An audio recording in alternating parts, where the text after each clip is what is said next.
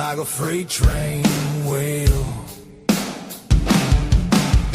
Cornbread man, biscuit boy, talking live love and southern joy. Cornbread man, biscuit boy, raise your glass, make some noise.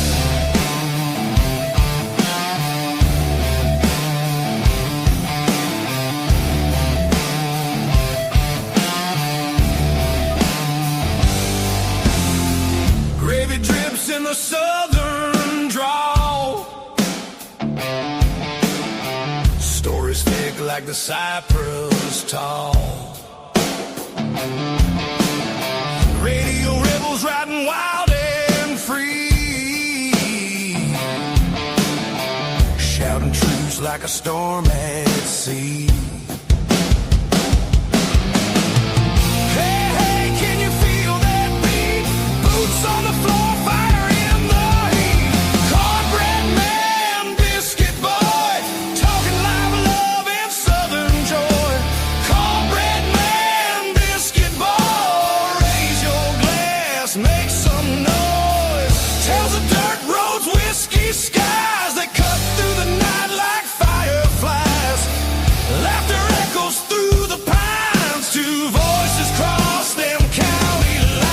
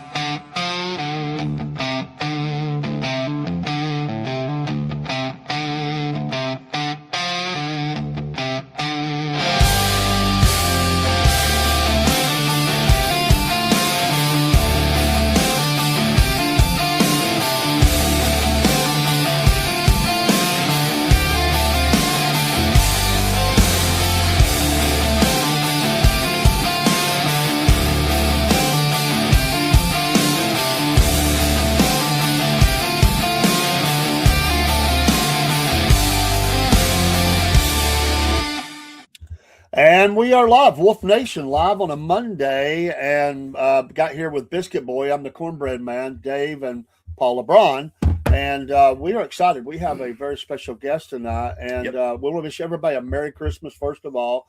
Hope you're having a great week. Be careful out there shopping. I went out today. It was a little crazy, but me and my granddaughter did some shopping. We got some things done. I got a little bit more tomorrow. So we've had a good day. It's been a good podcast day. And we're excited about this show, Wolf Nation, and it just encompasses so much. And we've really gotten into some authors and stories, and this is an old story. Paul, if you reach behind you in the mailbox, right behind you, open that. You might have to take the headphones off. Sorry. I don't want to drag everything down with me. Get that book out there. Look at what come in the mail. Thank you, you can bring that up and show it on the screen. Just turn that around. You can use your camera there, and there you go. And this is a story that is amazing. And we have the author, Mary Phagan Kean, and we are excited to have her. And we're going to bring her up right now. And hello, there Miss she Mary. is. How are you doing? I'm doing wonderful. Thank you guys so much for having me on this evening. Well, I really appreciate it. Oh, it's an honor, and we're honored to have you here. And we thank you so much. And hello, Barry, that's already in the chat. And Barry was really instrumental in helping me get contact info for you, as well as a couple other people. We started talking about this story again a couple of 3 weeks ago. I don't remember how it came up, but we were talking history. And I have been to the grave of Mary Phagan, and we're going to go back down. In fact, we're hoping to do that this week and lay flowers and stuff. It's an amazing story. It's an amazing journey that still goes on. So as we were talking before the show, and it's a great segue, you said to ask you, and I think it's great. How did you learn about, obviously, Mary Phagan and your Mary Phagan Kean? We can start there. Okay, that's not a problem. I was Okay, Mary Phagan, little Mary Phagan, I'll give a little background on her first. She was 13 years old when she was raped and murdered by Leo Frank at the National Pencil Company. So you need to be aware of that. He was, convicted and sentenced to hang, but the governor, on the last few days of his office, commuted his sentence from death by hanging to life in prison. And then he was taken out of the prison by a vigilance committee from the people in Marietta, very prominent, wealthy people in Marietta, that went and got him and lynched him. So that's the basics of the story. So my Yeah. dad was in the military, Air Force. So I'm a military brat, and I'm very proud of that. We lived in Should be. Japan and Hawaii, so I was out of the country. And when we came back to Daddy he retired and said that we would go back to Charleston Air Force Base. So we did. And I was in high school. Back in my day, I'm going to tell everybody I'm 71. So, I go back in my day all the time because we didn't have like a middle school. We had 8th grade, which I was in at the time, was part of high school. It was 8th through 12th grade. And I had a science teacher named Mr. Henry. And back in my day, they lined us up and they just looked at us and checked us off the list. When you said your name, they went through the line. He never looked at your face. He just checked his name off. Well, when I went through the line, I said, Mary Phagan.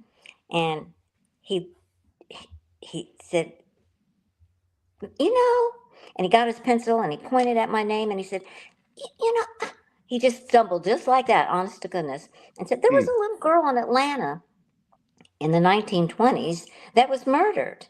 Are you by chance related to her? And I said, I didn't know. Then at recess, the boys told me I was reincarnated and I was dead. And I'm going to tell you, that's a very traumatic thing to be. And I'm 13. I found out about little Mary Phagan at the age that she was murdered, which was 13. Wow. So that was this is very significant because it tells about the Phagan family and how they've taken a vow of silence for 112 years until I came out in the 80s. So I'm upset because I'm dead and saying all these things to me. Go home crying. My dad happened to be home, which was wonderful because he was gone a lot. He was a flight engineer. So I looked at him and I came home and he said, what's the matter, darling? I said, Mr. Henry said there was a little girl with my name that died in Atlanta or was murdered in Atlanta and asked me if I was related. And I told him I didn't know. And he got very teary-eyed. He was very startled. He was shocked. He didn't think I would hear about it, I guess, so soon. But what you have to understand is the Phagan family took up this vow of silence. He was married to my mother for 14 years, and she didn't know the story of Mary Phagan. Wow. I did not know that about this story, and I have dived into it, mainly the court case and the gist of what happened.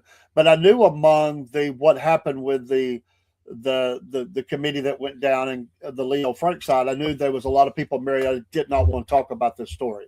From another author that I read his book years ago, probably 15 years ago. I didn't realize that affected the Mary Phagan family as well. I didn't know that. Amazing.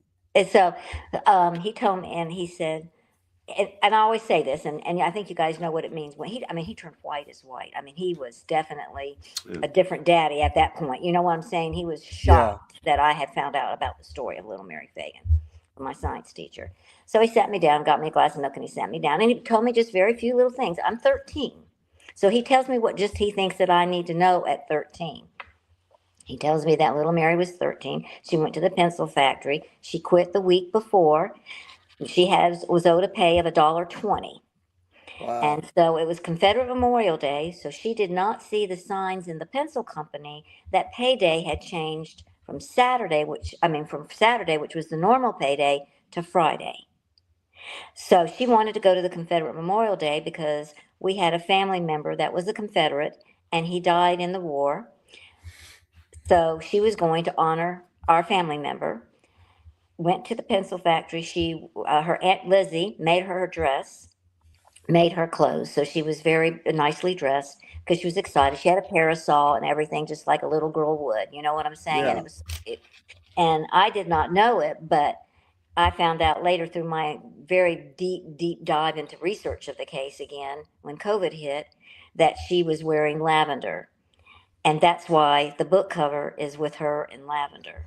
Okay. And what's Okay. really strange, is, will Mm. you believe that my room is, guess what color? Oh, Lavender. wow. Lavender. And I Yeah. said, no wonder I've got lavender in here. In fact, I have a little corner over here. I wish I could show it to you, but I don't want to move the phone. But it's all Mary Phagan stuff of her original portrait before she was murdered and things like that. The Phagan family original pictures. I have a lot of that stuff. Cool. So that's what he told me. And then he told me that she was found on the next morning, and Newt Lee, the night watchman, had found her body, and the detectives were called in, and that eventually there was a trial, and that Leo Frank was arrested and convicted, and then a vigilance committee came and lynched him when the governor commuted the sentence. And that's all he said. I'm 13. What do you think I did? In one ear, out the other. I didn't Yeah. understand, and I just thought, I will never be asked that question again. I was wrong. I'm still asked that question. And the only time I Sure. talk about it, now I talk about it a lot. Yeah. And, because I've changed over the years, but I never introduced myself as, oh, hi, I'm Mary Phagan Kean. I'm the, never. You had to ask me that question. So we moved to, grandfather was getting ill, which was Mary's brother, and she was his baby sister, and he was the protector of Mary. So like when she was being in a play called Sleeping Beauty, that's how beautiful she was. She was just a very, very beautiful young little girl, blue eyes, dark reddish hair. Now my facial features are like hers, but my eyes are deep dark brown because I got that from an Italian mother. She's full-blooded Italian, so I got Yeah. that from her, And because the Fagans are Irish and Scottish and English, and then I have the Italian in me. I think I got 48% Italian in me. The rest of it was all Fagans. So, but I could, it's just real cute how my DNA came out. So we moved, and then he said that he just wanted us to know our grandfather and our grandparents, and he knew that he may not last long. Well, we moved there in '69, and he died in '72. So that tells you that Yeah. it wasn't that long after. So I go to Shamrock High School, and I have 6 classes. All 6 teachers asked me that question. Wow. That's what I said to myself. Wow, what What is my part of the daddy not telling me about this story? What 'Cause I'm part of the older, country were 15. you in? We were in Atlanta, Atlanta. Georgia. Okay. Well, Decatur, Georgia. We were in Decatur, Georgia. Okay. So, in middle class Decatur, Georgia. And I was like, my daddy didn't tell me enough. And so I'm very inquisitive. I like to do research and stuff like that. I just got that gene in me, I guess, for somehow. And it's been a great thing to have that because I was able to tell the story. Now, you got to remember what my daddy's telling me is all oral history. There's no written documentation of the story. So he gives me, and he tells me, he said, there is more to the story. He said, I didn't tell you, but Leo Frank was of the Jewish faith, and a lot of people are claiming that he was convicted and unjustly, accused and unjustly convicted and all this stuff because of the religious faith. He said, I want you to know that it was due to anti-Semitism. That's what he told me, and I understood that. Sure. What he didn't tell me, then he told me about that he was a sexual pervert. I did not know what a sexual pervert was. Back in my day, we just didn't talk about those kinds of things. Exactly. And I'm glad we don't because they know too much these days, these kids. Amen. Amen. Amen. So, and I'm a former educator, so, I'm like, oh my goodness, I can't believe they know so much more than everything. So he made me get the dictionary and look up what a sexual pervert was. And I said, he did something to her physically? And he said, yes. And of course, I didn't know, and I'm just saying, and it's the truth, I didn't know about sex then. I mean, they know it at 8 and 9. I mean, I didn't learn until later. That year when I was 15, 16, I didn't know what engaging meant. I had no idea what sexual intercourse was either. So therefore, I was really shocked about the sexual pervert.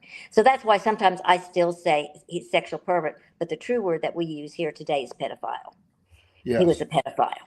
So, but I say sexual pervert because that's the way I was raised about the case. Is Well, that that's what he is. Or was. Yes, yeah. So he told me that, and he said, well, since you're asking so many questions, I'm going to give you a book. So, all right, it was the first book he gave me was Harry Golden's book, A Little Girl is Dead.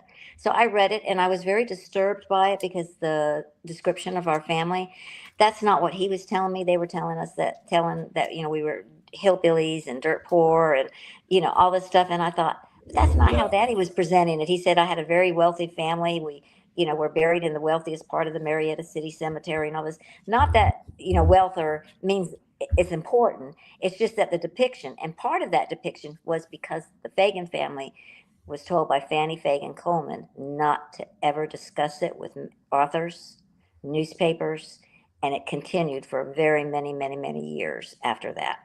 So he let me read that book, and he said, now the next thing you're going to do, we're going to go to Georgia State University, and you and I are going to go read the original newspaper accounts. I said, yes, sir. The Atlanta Journal, the Atlanta Constitution, and the Atlanta Georgian. The trial was 28 days long, and we read, took us, so I was 15, 16, and 17, so 3 summers, we literally went and we made copies. And that's how I wrote my first book, was based on that, because all I had was oral history. So I'm reading all this stuff, and the librarians were very good to us, and they helped us copy it, because it was the mimeograph machine that we had to look through. And okay, so that's what we had to do. And you know how difficult that is to look at those yellow old newspapers from 1913? I mean, I literally had a magnifying glass looking to try to read it and stuff. Yeah. So we did that. He said, and then he would see my mind, and he knew I was very inquisitive. I said, well, Daddy, this book that you gave me says completely opposite of what the articles are saying. Yes. So then I'm discovering that they're revising the story, the Mary Phagan case. I said, because he kept saying that they said, hang the Jew. They were on the rooftops shouting and yelling, and that he was, Jewish. What I discovered was not one newspaper during that time said that Leo Frank was Jewish, although all 3 editors were Jewish. So they were very pro-Frank. Yes. All 3 newspapers were very pro-Frank. They just said he was superintendent, National Pencil Company. And I'm saying, but why so then I got another book. He gave me another book, the Leonard Dennerstein book. But they're all saying the same thing. They're all saying this story that has been revised, that there was hang the Jew or will hang you. There's, it's because he was Jewish. There was so much anti-Semitism. The courtroom was a facade. It was out of control. I have articles that says strict decorum in the court. And the deputies that were in charge of it gave their statements, and they're very different than what these books are writing. Wow. And I'm saying, I just don't understand. So then because he gave me those 2 books, he led me into, in 1965, and we were in Hawaii at the time. These 2 authors, Harry Golden and Leonard Dennerstein, went to the archives in Atlanta to look at the historical evidence of the case. When they left, the trial transcript disappeared. Wow. So we have no trial transcript. What we have is a brief of evidence. It's a summary account. So to get the questions, like I did for my new book, I added a lot of questions in there so that you all could see how it really came about, was the newspaper accounts. That's the only way you could get that information nowadays. Do you think that new authors are going to go back and look at those? No, I did not know that. A lot of people don't. I did not know that went up missing. I guess I always told people I looked at the trial transcripts. I guess I was looking at those evidences and stuff, but I did as much digging as I could. I went through different sources because from a whole different perspective on this, I heard the same thing. I was actually involved in Jewish missions in Atlanta, and I went to the Jewish Museum. I hear the story. I knew about the story. I watched that movie that they did about it. And I bought it hook, line, and sinker that it was the way that it was told to me. Yeah. But upon further research, because I picked up on somehow some information came to me, and I just something didn't feel right. So I went back and looked at all that, and I came away convinced absolutely the guy was guilty as sin, and he did this. So not to throw my part in there, I just. There's still parts I don't know, and I appreciate you so much being on here because it clarifies a lot of stuff. And because of what we're going to get into here in a few minutes, you're fighting this battle still. to Yes, the yes. victim in this trial is Mary Phagan, little Mary Phagan. It's Yeah. Not Leo anybody else. Frank, but they made him the hero. They're making Yeah, him the hero. And yeah, then when you find out what happened with the ADL and all that, and that's still going on today, so I'll let you know all that information as well, I yeah. and what can't they've done believe over the the years. courthouse. I can't believe the Yeah, courthouse didn't have like a copy. security. No, they didn't. So that they did have a brief of evidence, but they didn't have the trial Right. transcript with the questions. So Wow. every time I would get something going, I would say, "Oh, Daddy, this just doesn't make sense. All these books." Well, you know, I'm young at that age. Okay, I'm young and I don't understand. Come to find out later on, I realized that the authors were all Jewish. Oh, So wow. most of the books written about this case, except for me, I'm not Jewish, but I had Jewish grandparents, and I'll tell that story too. Um, I Steve Oney he's the ADL's considered expert. He came out with a book in 2003. He's not Jewish, but his wife is, and so he was really tied with the Jewish community when he was writing his book. It took him 17 years to write the book. His whole purpose, in my opinion, was to name the Vigilance Committee members, and he did. He did, and I do include them in my book, by the way. So I want you to know that. Okay. So Right. then, all the other books, well, Guilty or Not Guilty, 1952, Francis X. Bush was, I don't think he was Jewish, but most of them were of the Jewish religion. And so, and what they did was there was a little book called, I'm going to get it for you so that people can see Sure. it. Do you Go mind ahead. if I do that? No. Go ahead, folks. We are speaking with Mary Phagan Kean. She is related to, family of little Mary Phagan, and we're talking about the case. And this is her book. Go to her website as well and order this book. I've just got this in. It is 500 pages, packed full of information. And if you're interested in this case and the ongoing battle to protect the victim here, this little precious girl, get this book and support the work. She's got a lot of information on her website, so we want to make that clear as well. And he did say ongoing. Yes, Yes. it is ongoing. It's ongoing today. So Yeah. here's the book. Book was 1956 when my family was asked to participate, and it's called The Night Fell on Georgia, Charles and Louise Samuels. Well, later in my research, again, they are Jewish. Okay, so this is the first book. It's one of the first early books, and of course, it's just like a novel. There's no footnotes. There's no bibliography, back then. And this is the book that most people would parrot, and where they did say in here, which I liked about it, that there was very little anti-Semitism in Georgia at the time of the trial. And also, too, the Atlanta community did not support Leo Frank. Right. That's good. They did Yeah. not. But then it got twisted after the trial. So this book was very critical because it started really the revision of The Night Fell on Georgia. And when they said hang the Jew and stuff, what I found out, and Steve Oney found out, it was through a phone call. It wasn't when one of the guys picked up the phone call from the defense lawyers, and he said, we'll hang the Jew or we'll hang you. But it wasn't in the trial. It didn't happen during the trial. And I want to make that emphatically clear. There was no shouting of that whatsoever during the trial of Leo Frank. If you go and see, I went to the Jewish Museum there in Atlanta, and they have this little corner set up for this case, and that's all it talks about. All these things that you're saying. This didn't happen. It has all of that listed. Yes. Really amazing. A lot of, I guess it's fair to say, Mary, that a lot of outside influence into this case, into Atlanta, outside money and lawyers were brought in from outside of the state to work on this case. I mean, from what I understand, the defense lawyers were from New York, I think, if I remember. No, they were here. They were from here. They were from Atlanta. Okay, Reuben Arnold and Rosser. Arnold Rosser. He was.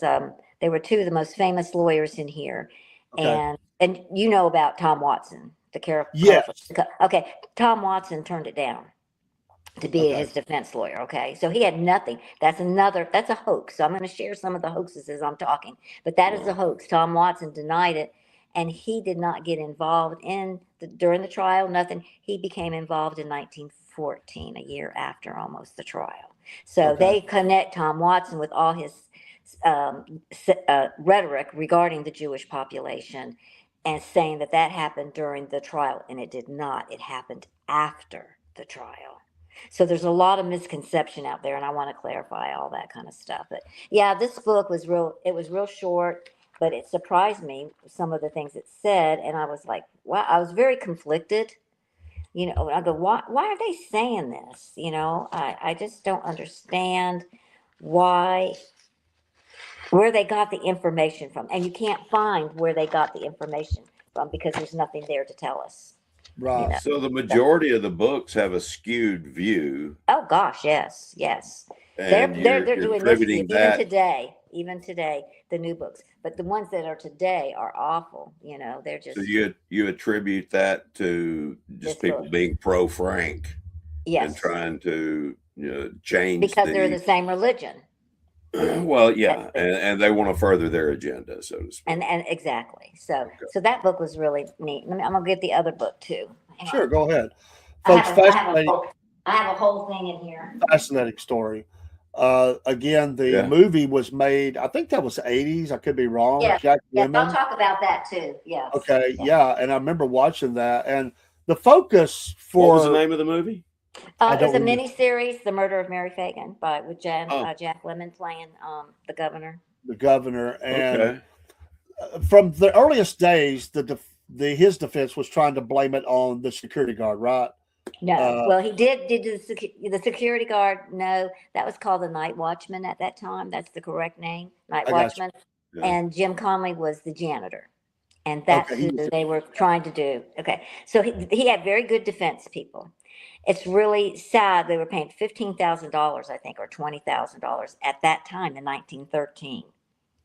Wow. That was a lot of money. That's $1 million today. Exactly. So I don't know, but after I read the case, I just looked at my daddy one day and I said, you know, they were stupid. He said, what do you mean? I said, they're just so stupid, Daddy. They used white privilege. Yeah. So the case was, so, you know, everybody said, there's so much racism in there about anti-Semitism. It wasn't the racism of the white man. It was the racism of the black man, the two black men. Yes. And they called Jim Conley, for example, a lying, filthy, drunken, lion, the N word. I don't want to say the N word. I just can't do that. I'm sorry. I wasn't raised that way. I just can't do it. So, and their defense was no white man would have murdered a little girl. Huh. It had to be that of a black man. And even Leo Frank states that himself later on. He states that himself, it's the work of the Negro. No white man can do this. Bald-faced lie. Wow. That's truly amazing. Wow. Yes, and a lot of people aren't aware of that either. There was racism in the case, extreme racism, but it was. And now, what's interesting about the brief of evidence, and I have that here in my room too, in the trunk. What they say when it was the first time, and that's what my daddy told me too when I turned 15.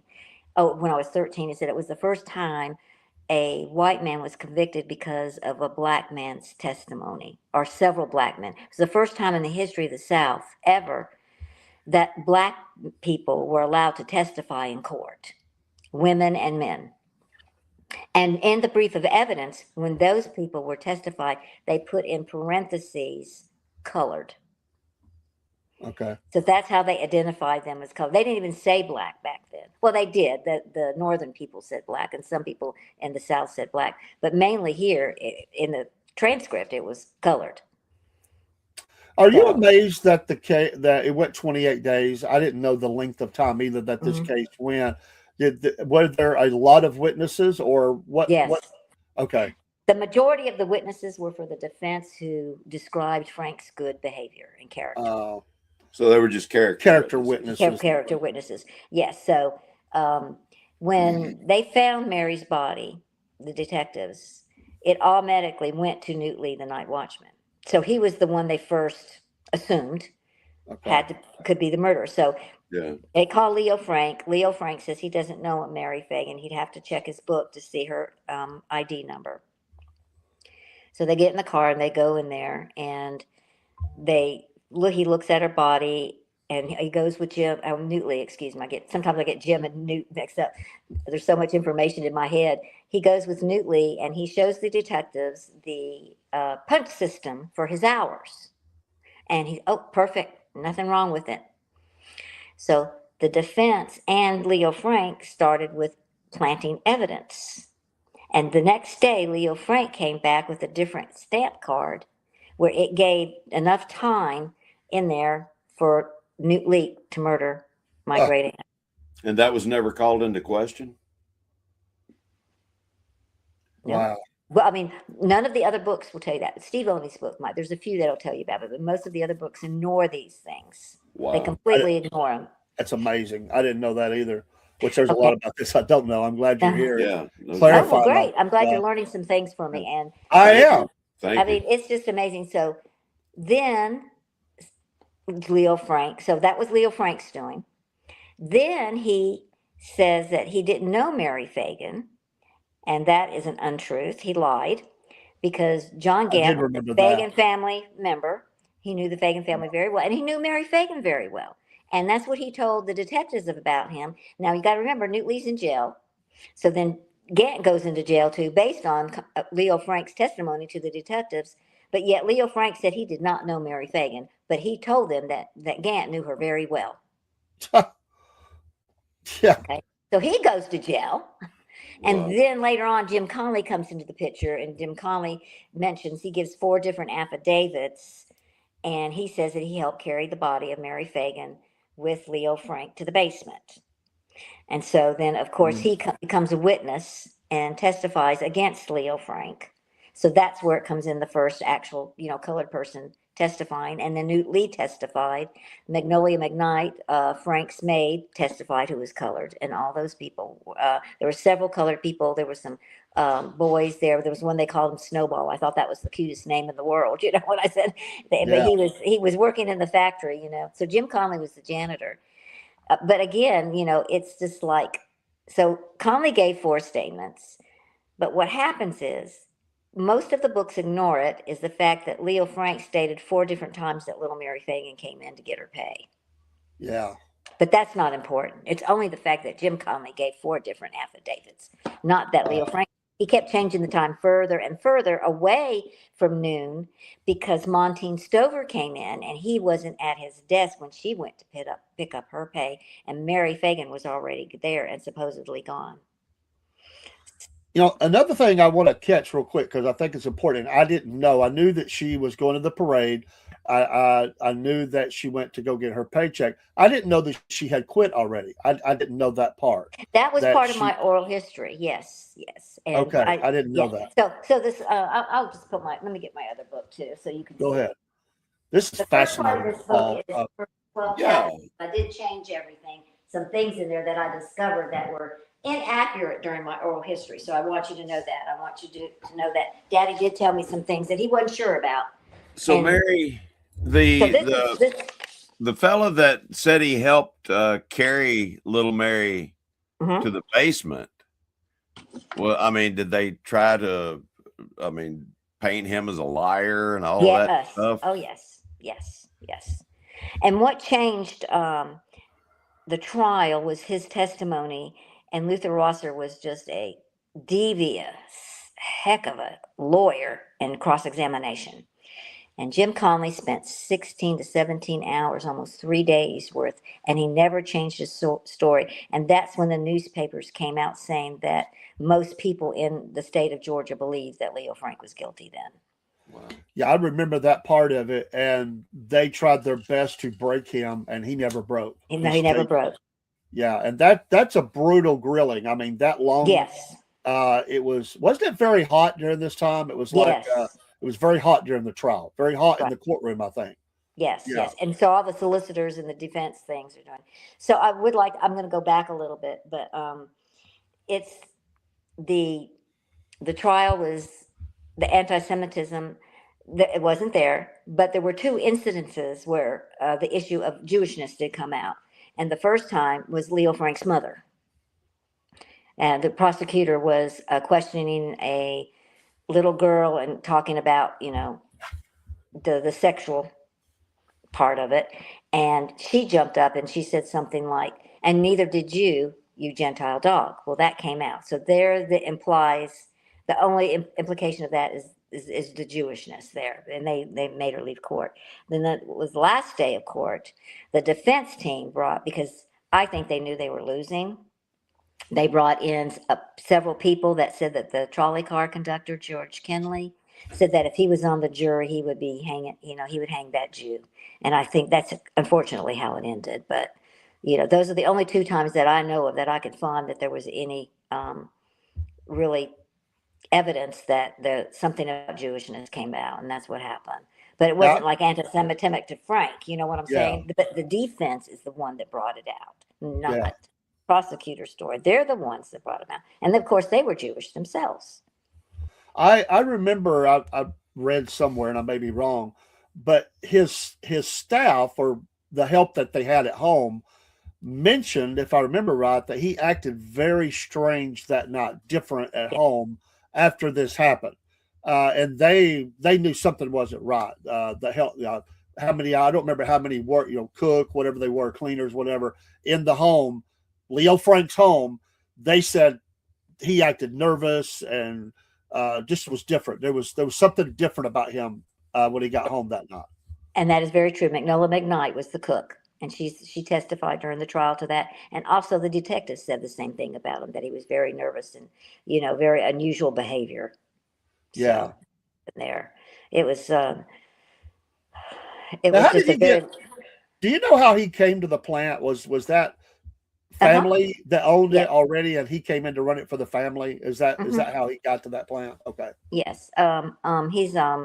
He was sent to Germany to learn about the pencil factory and how pencils and stuff, learn how to work. And he was hired by who was it?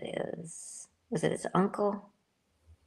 I'm not sure if I'm correct on that, but okay. But I know the reason why I'm getting confused is Alfred Urey, who did the parade. His uncle was the owner of the superintendent factory, so that's why Parade is the worst musical you have ever seen, but yet they won Tony Awards for it. Now, after the trial, he was convicted at trial. Leo Frank, we're talking about. He was convicted and sentenced to death. Right? Was he sentenced to death or life? He was death by hanging. Death by hanging, and he was taken to Milledgeville, Georgia. Correct? Yeah. Do I have that right? Okay. Yes. Mm-hmm. And that's where he was at until they got him out of there and brought back up. Well, they commuted his sentence. The governor commuted his sentence, right? Yes. And that's something we need to talk about too, because let's go there. The Phagan family felt, with the Phagan family. So anyway, he was convicted. Okay, how all this anti-Semitism comes, I'll tell you that too. Right after the trial, his rabbi Marx went to New York and spoke to Adolf Ochs, publisher of the New York Times, and said that it was anti-Semitism, the reason why he was convicted. Well, he called the Chicago philanthropist Albert Lasker, who has bukus and bukus of money. So they went on a financial campaign to get a new trial for Leo Frank. So actually what really happened is we ended the war between the states 60 years earlier, but now we were back again like a mini war between the states because of Leo Frank. The North wanted to, say he was innocent, he was Jewish, that kind of thing. And we were saying no, because you weren't there. At the time of the trial, New York Times didn't give a darn about this case. They only printed, I believe, 6 articles throughout the whole 28 days. They never kept up with it. Wow. They didn't have any daily newspaper. He was arrested. The grand jury arrested him. That's the other thing, too. See, I get so much in my head. I'm sorry. The grand jury, there were 5 members of the grand jury that were Jewish. And a couple of them were gone, one Jewish person, another one, and it was 21-0 the vote to bring Frank to trial for the murder of Mary Phagan. So, okay, people need to know the grand jury did that. And that, most important thing about that, Jim Conley didn't testify. Oh, okay. Didn't know that. Yes, a lot of people don't. It's just they don't tell you that. They don't want you to. There was a lot more evidence. There's a lot more evidence than what they they worked to keep that stuff out. Now, Marx, you mentioned, he was the rabbi at the temple, which was in Atlanta and still is a very long time. I've read the book a lot about that. I've actually been there and did a tour, so I'm familiar with that. I think that's on Peachtree, if I remember. but that's the reference there is to his rabbi. And yeah, it was a full court press to, as you said, it's very unfortunate painting up this family in the light that they were trying to paint them up in, hillbillies, backwoods, and you can see, I mean, look what a beautiful young lady we're talking about here.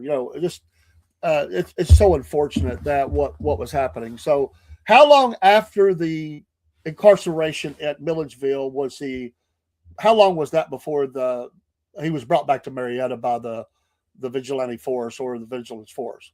Well, the Vigilance Committee, so the governor, his last day of office was like June 21st, and I believe, or June 22nd, and he wrote the commutation. So he said death by hanging goes to prison, life in prison.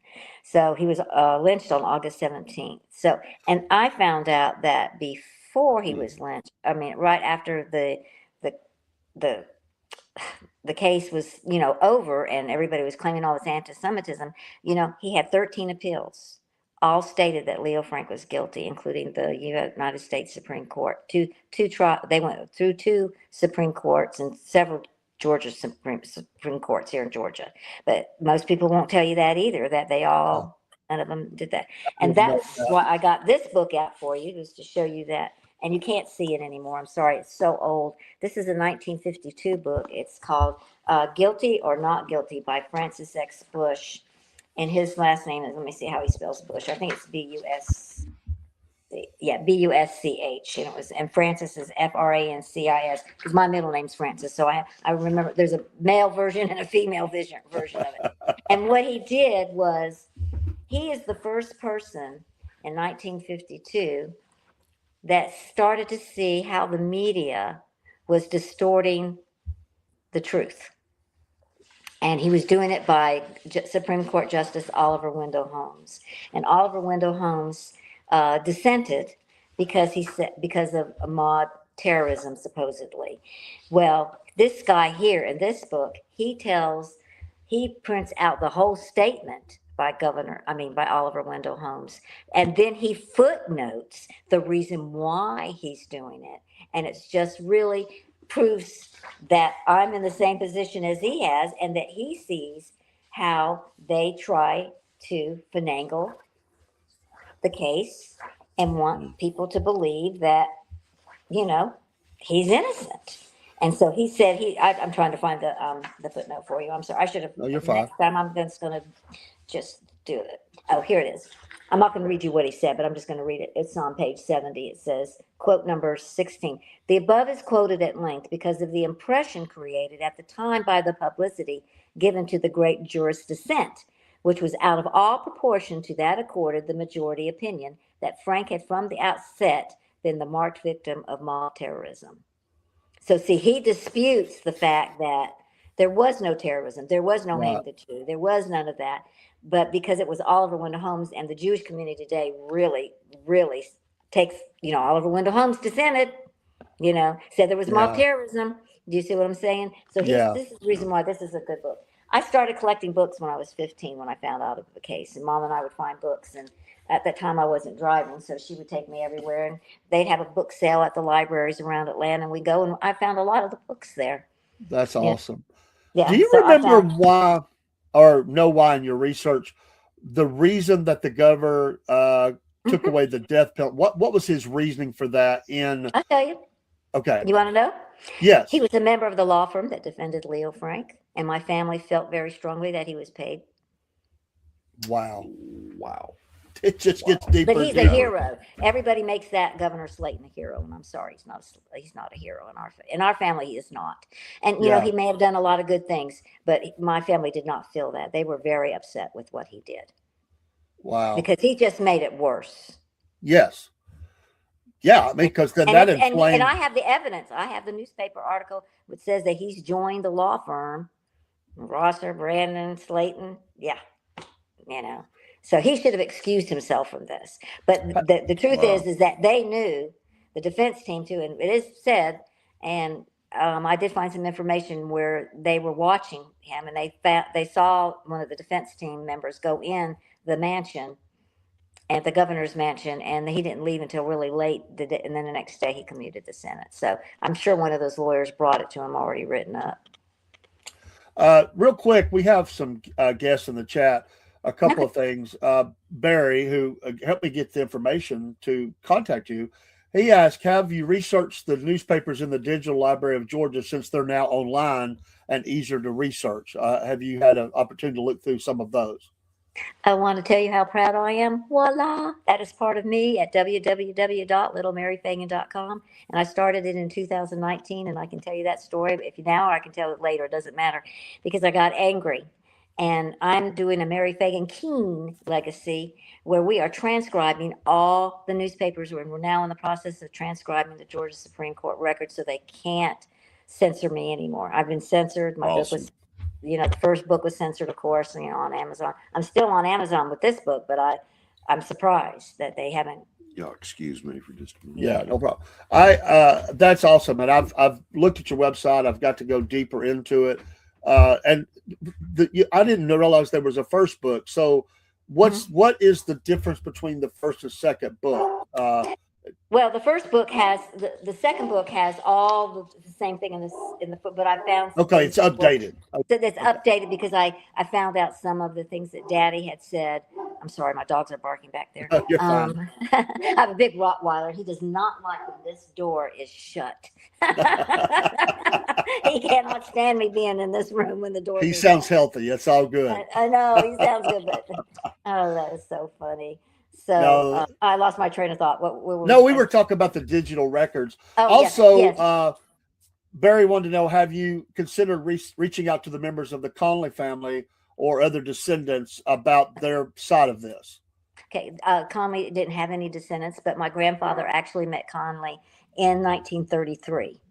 Wow. They had a conversation, and my grandfather brought him over, and he told my grandfather that he did not murder little Mary Phagan and rape her, but it was Leo Frank, and my grandfather believed him. And my aunt, Annabelle, she happened to be there. She was his older sister, and she confirmed that with me when I interviewed her and stuff like that. And she said, she said she was really surprised because she used the N-word, but because that's the way she was raised. She said that she was surprised he let that in the house. You know what I'm saying? She was shocked, but he said, don't you know who this is? This is the one that helped Leo Frank murder our little Mary. So that's the only one. When Conley just kind of disappeared, he did not do a deathbed confession. Even the ADL today mentions that. So what we forgot to say is that after the trial, during the trial, Leo Frank was president of B'nai B'rith. He was very, very popular and very well liked. After the trial, he was, they gave him the title. They reelected him. And then, of course, later on, this case was the formation of the Anti-Defamation League, or the ADL as we know it today, for Frank, and it still is. It's a very powerful organization, as we all are aware of right now. And they have really been strong in making sure that this is known that it was a case of anti-Semitism. And the Vigilance Committee is anti-Semitism, but it's the people. Now, you're from Georgia, right? Yes. You guys are from Georgia. Okay. Well, what's really sad is our state has been just as bad as the ADL as far as our family is concerned. And my last newsletter, it's on my website. I have 15 newsletters since 2019 that I've been letting out and putting it on websites everywhere. But, several governors, it's just been really awful with our state. And they, former Governor Roy Barnes is involved right now. Rabbi Stephen LeBeau is right now, and the ADL Southeast with Robert Wittenstein. And his father was instrumental in trying to get a pardon for Leo Frank when something came out in 1982. So it's very disturbing that the governor, the rabbi, they've made markers. I have a chapter in the new book. So a murderer gets a marker, and they tout and promote the anti-Semitism and all that, and that's the reason why he was lynched. And what does Governor Barnes have to do with it? Well, he is a lawyer, and he does cases, and obviously he likes to get on the cases. He be seen. Yeah. Well, here's the real reason why he's doing it. I think he didn't have an interest in it for years. Rabbis had interest in it for 30 years. His wife's grandfather was part of the Vigilance Committee, and she did not know that. She found that out. Oh, I didn't know that I either. think I think he has this desire that he's got to make up for the sin. But what's happening now? He's now saying that Rabbi and him have now said, well, they backed away from the anti-Semitism at the trial and hanged the Jew. I think that they've been. Yeah. They realize it. Now they're saying that the Vigilance Committee members, who were well-known members, a former governor, a sheriff, lawyers, automobile mechanics, because it was the first lynching done by car. So I think he's ashamed about his family's what they've done. But you That's a can't tell great me that point. all those men, you can't tell me that they were anti-Semitic. These wealthy people. Yeah. I mean, Brumby, the Marietta Brumby Rocking Company. Okay. Well, he's in it too. So they had different parts people don't understand that the Vigilance Committee wasn't just 25 men. They had a committee of about 10 or 14. Well, actually, were 14. These are the 14 men when they found out that the Georgia Prison Commission was going to vote 3-2 or 4 Frank to be what was it called? Not go to prison or something like that. I can't remember what they were doing. They were just doing something with it, and they went there, all 14 of them, and most of those ended up being the planning committee, and they're listed in my book. The names are listed in the book. All the names. Were any of the Vigilance Committee members Jewish? No, No. I don't think so. Okay. Have you ever spoken to Roy Barnes? Had an opportunity to speak to him at any point, or have communications with him or his staff? No, Okay. I just call him a liar. I just wondered. I remember we talked a little bit before we were setting the interview up, and I didn't know about the wife's, the connection there, Right. To that. That's amazing. Yeah. It's like get involved and then find out how involved you really are. Right, and of course, so Roy. Oh, and John Lewis, the former congressman Yes. here. They were all working together to get a new trial for Leo Frank, and so that's what happened in 2019, when the Conviction Integrity Unit came out in 2019. So, and they had all these names in the articles and stuff like that they do that, and they came right out and said in 2019.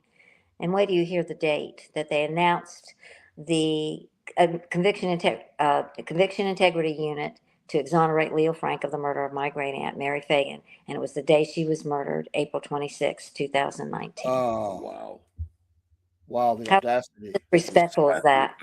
Yeah. Yeah. How did she end up in her burial place of Marietta?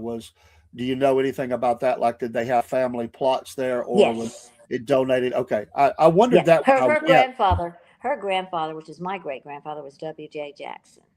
I mean, W.J. What they call him? W.J. Phagan. I'm sorry, W.J. Phagan. And he had already bought a plot. So he's buried where, like, Sanford, the Georgia Sanford, the guy from University of Georgia. So we're in that part of the section that was considered to be wealthy at that time. And so he had several plots there. And she was born in Alabama, but she was buried in Marietta. They came back. Her father died in 1899 before she was born. He died from what now we are facing today in our society, which is just amazing to me, from measles. Wow. Okay. So she came back here to Marietta to be with her side of the family, the Benton family. Wow. In your study of your family and specifically Mary Phagan, good evening, Watchman. What do you know anything? I mean, we're talking about a normal girl who lived their family, worked. What do we know about her besides, because most of it gets the attention on what happened, this horrible tragedy. What do we know about her as a young lady?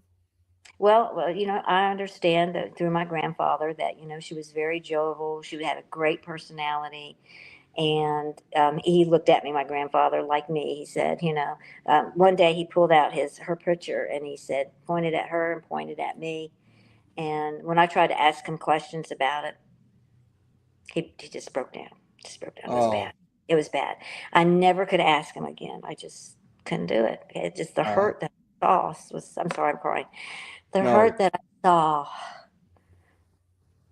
Yeah, I understand. I told Daddy, I said, I'm never going to ask him another question about it. I can't. I said, Yeah. you're going to have to tell me what he told you because because I'm alive now and he sees her in me. Yeah. And it was just too difficult. He broke down so bad. I mean, So I'm very, so very. sorry But again. anyway, We she was going to play Sleeping Beauty for the church. She was in the play, and he went with her to okay. the play. And he said they were chuckling when the prince had to come kiss her. You know, she'd look at him and he'd look at her, and they would start laughing and giggling, you know, and have a good thing like that. She was the life of the family. She was the youngest. She was the baby, and she had cousins. And when I wrote the first book, they were still living. Oh wow. So I got to interview people that knew her, and they told me how they played dolls, how they played dress up, and all this kind, and how what games they played, and that she was just so beautiful, and she spent a lot of time in Marietta with her cousins. And the reason why she went to work at the pencil factory and she started at age 12 was because they moved during the middle of the year and she could not get a seat in school. Oh, okay. Didn't know that. Yes, Daddy told me that. So he told me that she didn't get a seat, and so she went to, like I said, because her other brothers and sisters, her sister Ollie Mae, we was working at Rich's, Oh and yeah. then Uncle Ben was in the Navy. So now here's the hillbillies coming out, right? Uncle Ben was in the Navy. Her uncle Charles was a farmer, and he stayed in Marietta and was with his uncle. He stayed with his uncle to learn the farming techniques. And so that's what they did. But, and then my grandfather actually was ended up many years later being the best weaver in Georgia at the time at one of the mills that he worked at. But most people tell you that we worked in the cotton mills. The entire family worked in the cotton mills, and that's not true either. Yeah. It's because the Phagan family didn't speak out. Yeah. And I understand their pain. I have their pain. I feel it. I have it. And it's hard. It's a generational trauma that that the ADL has caused for our family, and they have made billions of dollars off this case by you saying Leo Frank. They use that as an advertising campaign because due to anti-Semitism to make money off of it. Sure. Yeah. And I'm sure the what's that other organization down there, the Southern Poverty Law Center. I'm sure they've Yes. had their part in this as well. Oh because yeah, sure they have, but I know, haven't. Yeah. I know what kind of people. I know what kind of organization that is. Yeah. We've had dealings with them through history and stuff that we've tried to. They've labeled us. They've labeled all of us. Racist, terrorist. Just horrible stuff. And people buy that stuff. They believe it. So yeah, they pour the money in to come after people who care about Georgians. They care about history. And unfortunately we have a history of young girls being mistreated. I mean, the Roswell Mill girls that were taken away and Right. stories like that, horrible, horrible things. And it's just, you're right. It's a generational trauma, tragedy to your family. And that's pain that it just don't go away. It's No. horrible. And that's why one of the main reasons I wanted to learn, I'm here to learn. I wanted to find out some details that I didn't know to get the facts of it, and to let you have an opportunity to tell how this is a lifelong fight. You're in this, and it's going to continue on in the future, and to share the story of who this little girl was, because it's not about him. This is about her. That she's the victim here, not him. She's the victim, Right. and it's And I feel the disgusting. tide has turned to make Leo Frank the hero, and he's not. It's Mary Phagan, like you said, she's the victim, and that's where it goes from. Yeah, and your family, by Yeah. extension, your family, and it continues Yeah. the disrespect, the trashing. They try to trash your family and mock and say different things. And so, tell us. I think you said that you were. And correct me, please, because I'm going on. I'm trying to go by memory when we talk. You are setting. You have this website, which is amazing and has all this information. Thank you. And you have is it a foundation or something to that effect? Yeah, Will well, caretake I call it the Mary Phagan Kean legacy. Okay. And so I'm doing a trust right now to make sure that it will be for the next 200 years so that the truth will remain out there. And what we're doing is we're putting all the records of the case, Mary Phagan case, and we're transcribing them. Oh, good. I saw you drinking too, so I'm going to take a drink if you don't mind. Go ahead. We're very informal I'm here. so sorry. No, we have you talking a lot, and I want to thank you again Sorry to our about that. listeners. We're 1 hour into this 2 hour time that we have, and we're so gracious to have. She's so gracious to come on the podcast, Yeah. and I think she said we were the first Georgia podcast that actually Yep. called. So Georgia has nothing. we're Nobody from Georgia's contacted me or anything. No newspapers, no Wow. nothing. They don't like me. They're gonna, but yet they'll do Roy Barnes and they'll do the rabbi every time oh they yeah, do yeah. something, you know. And me and the biscuit boy here, Paul LeBron, we're going to be going down to the grave, and we're not bragging or anything. We just want to honor. Yeah. When I Thank you went so there, much. and I didn't know some of the case. I can tell you what I went. I asked my wife today. I said, "Do you remember when we went to the grave?" And I don't know how to describe it. When I stood there, not having this connection that you have, I wept. And I remember saying, I don't know what anybody can hear in the hereafter, but I remember saying, I am so sorry. So Yeah. sorry. I just, it's just heartbreaking. It really Yeah. is.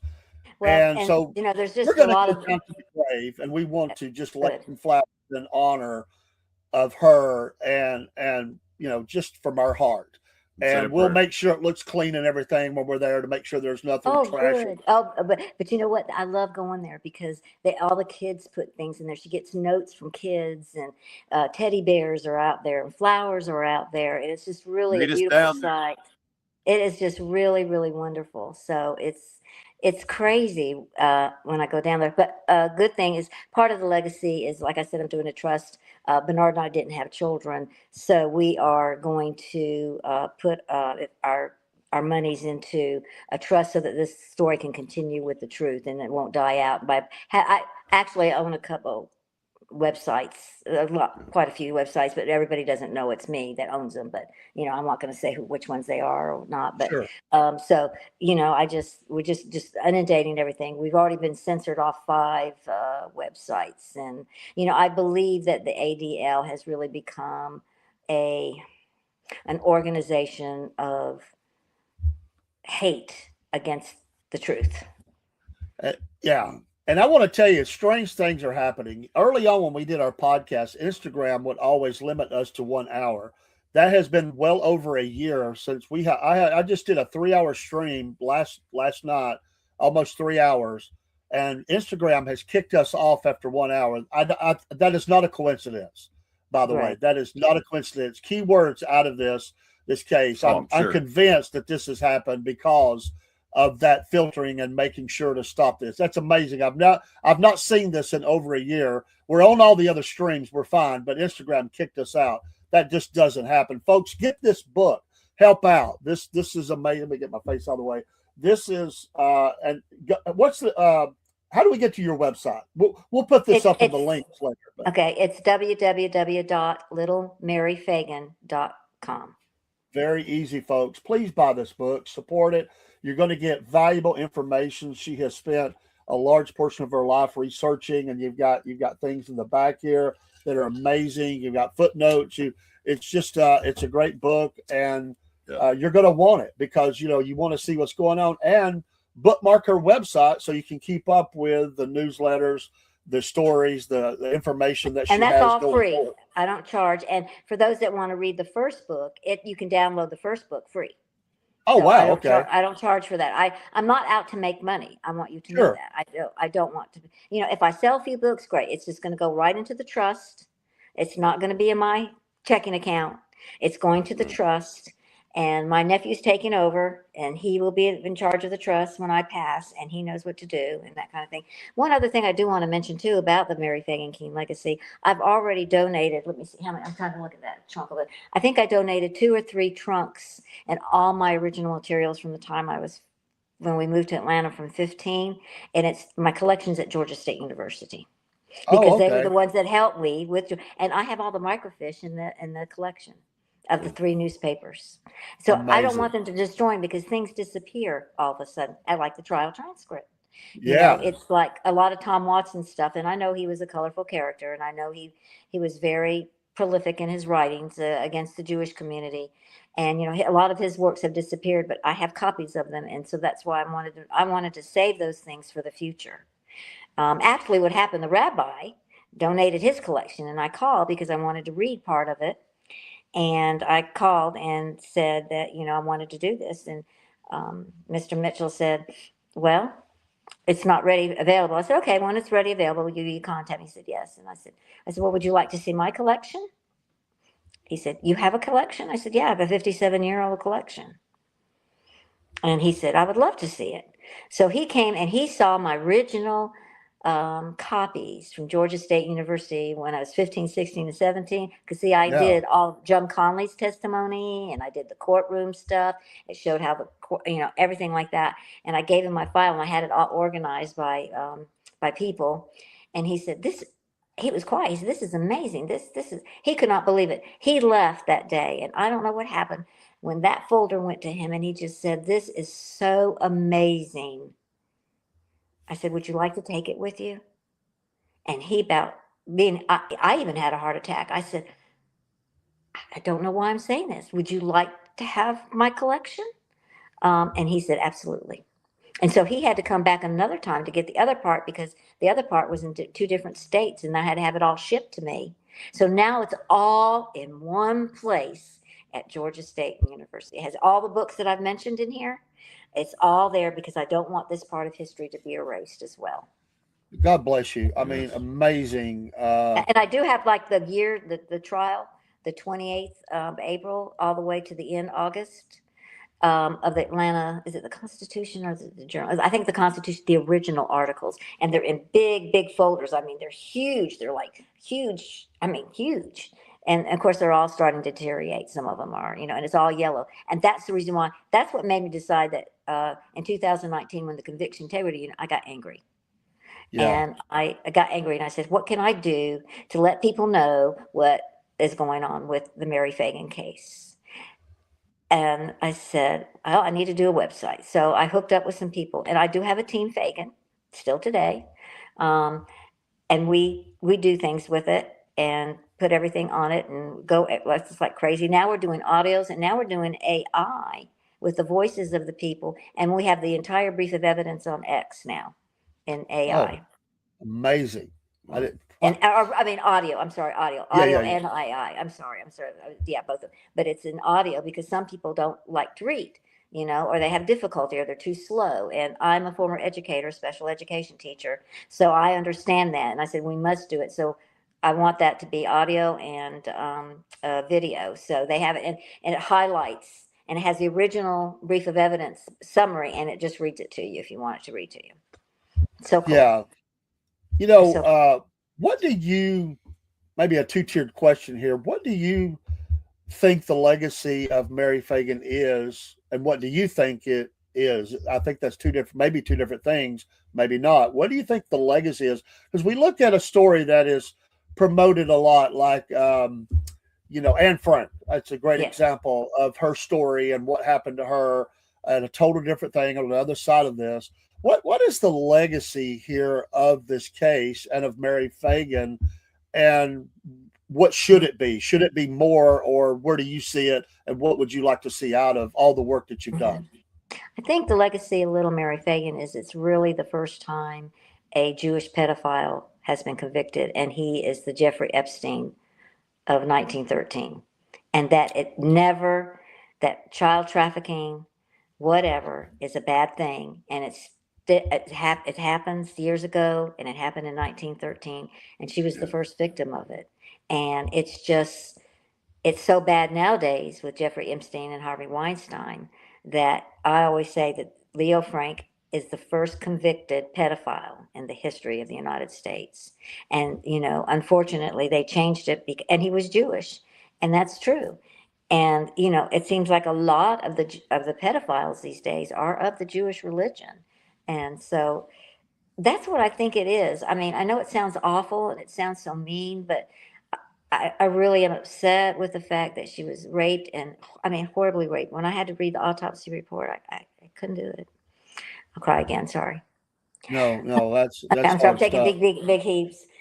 Bless your heart. It took me 3 days to read it because I couldn't believe it. And that's the other thing too, is like, and that they're smearing Mary Phagan now because they're saying she wasn't a virgin, and I want people to know that Horrid people. they My said God. the blood in her panties was menstrual blood, and even the governor said that. And my family said no. My grandmother said no. She wasn't even a puberty stage, but she was well built, if you know what that means. She had breasts. And I mean, have you seen the 12-year-old girls today and 10-year-old girls today? Yeah, they Yeah. look like 16 and 18, some of them. And that's what maybe she did. But she still was fully covered. My family would never let her go out showing anything like Sure. they do now, you know? Yeah. So, so I said, well, what did grandmother say, Daddy? Daddy said, well, if she had her menstrual cycle, she would have had a cloth and two pins holding the cloth in place, and she did not. So then I went back and did some research. What was the type feminine protection used in 1913? It's exactly what my daddy said. So, and she didn't have it on her body. You know, I mean, she was viciously raped and viciously murdered, and So horrible. So it's horrible. horrible. And you know, the significance of her death is important because I think it was a time of transition in our country, and I'm doing this from the educated, you know, being an educator, that we were in turmoil, and we were in turmoil with the black race, and we were in turmoil. We were only 60 years away from the war between the states, and it was still going on in ways, and black people were just being lynched.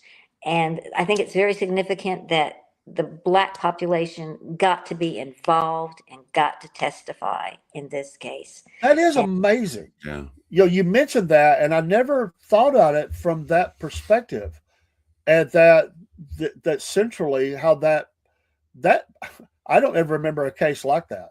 Well, Wow. and my dad said supposedly, and so I changed that from the first book to now. It was, you know, it was the first. So I definitely found that out for sure. So you know, that's what I'm saying. So I did correct some errors in the book, and he said Yeah. supposedly because he, like I said, this is just his oral history, and he's passing it to his daughter. You know, Right. and so I think that's the importance. You know, there was a lot of transition within the South at that time. The carpetbaggers were coming here.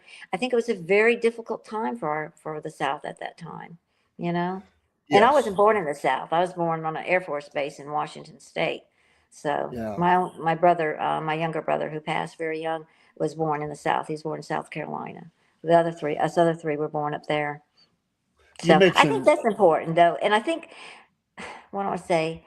The way that the hoaxes started and the way there's just so many of them. It's just ridiculous. One of them, since I was talking about the autopsy report, in 1964, a French guy named Pierre Van Passun claimed that Mary had bite marks on her body, on her breast, and that was something that that Daddy and I had talked about, and he said he didn't think so. But you know, at that time he didn't have an autopsy report. He didn't have all this digital stuff like I'm putting up on my websites. You know, I mean, you have to go down and go. Who wants to go to Georgia State and go look at all that stuff nowadays? When it's, you know, it's just, you make it accessible. So he was just saying that it was that he had the dental records. He went to the down in the 1920s. Now he writes this book in 64, but yet he's talking about what happened in the 1920s when he went to the Fulton County to research the case. Well, I was like, okay, but the embalmer didn't say there was anything on her body, on her breast, say that she wasn't bitten on her breast. yeah. Yeah.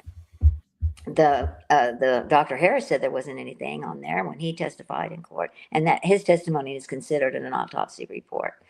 And so it was like, well, that's kind of weird. Well, then I discovered that there, how could that be? They didn't have X-rays for dentists back then. Yeah.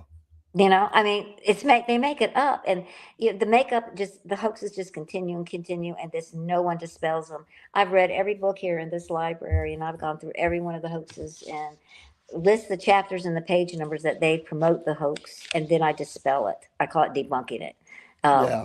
So that's what I've done, and you know that took a lot of work. Good for That's what I you. did during COVID. Yeah, and I was really proud of that paperwork. Yeah. You know, it just is amazing. So yeah, I think her legacy is a good one, and it's for people to still be aware that it's still happening today, and we as a country need to do something about these people that are pedophiles. And Yes. like the guy in Nevada, you know, he just flew to Israel. They got him out. He didn't even, didn't Yeah. I even got get. some really good ideas what to do with those people. I'm sure you. It is it's a horrid, I'm going to say secret because it's well known that it happens, but it's like nobody wants to talk about it or do anything about it. or do Yeah. anything about it. I Yeah. was a victim myself Yeah. Oh, I'm when so I was a sorry to hear child. that. I mean, it doesn't bother me now. It took me a long time to figure out why I was acting the way I did, but once I did, Yeah. And and that's the other thing. And when they had the people testifying at the grand jury and at the trial, it wasn't just little girls that testified. There was a couple little boys. So I mean, it's Oh, I didn't know that. Okay. yeah. So that's what I'm saying. And it's like, and Leo Frank's testimony, all he talked about was his pencil company and how he filled out forms. That was it. Do you Yeah, know why but- she quit? Was it because of school? Uh-huh. She was getting ready to go back to school. No, she told grandmother Phagan that Leo Frank was starting to bother her. Oh, okay. Yeah. Yeah, wow. yeah. Well, that says it all right there. And that's what great grandfather, her step grandfather said. Mr. Coleman said that she talked to her mother about those things. So Bless her heart. Yeah, so it was really sad. You And mentioned as far as me, though, I want to leave my legacy to honor her. yeah.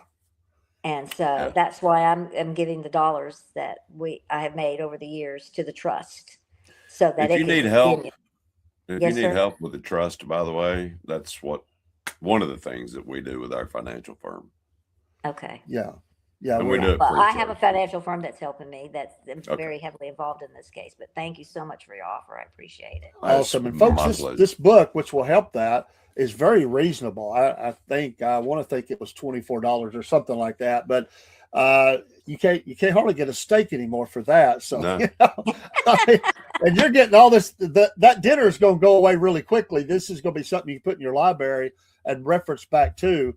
A couple of questions I have that popped in my head, and Paul, jump in here. My mind is just all over the place. Yeah, mine. My heart. blown away. Yeah. I'm trying not to weep myself, and I'm so sorry That's have fine. that you. I feel bad about that because I know this is hard to talk about. And as a dad and as But a I have to. granddad who have grandchildren, I'm telling you, all of us guys, we stand up for our kids. Yeah. I have a couple of young girls that have adopted me as their grandfather. And I talked to their grandmother. We live side by side, and she said, I never worry about my girls when they're with you and your wife. And I said, well, I'm going to tell you, I would lay down my life for those girls. I love them as much as any of my other grandchildren. They call me Papa.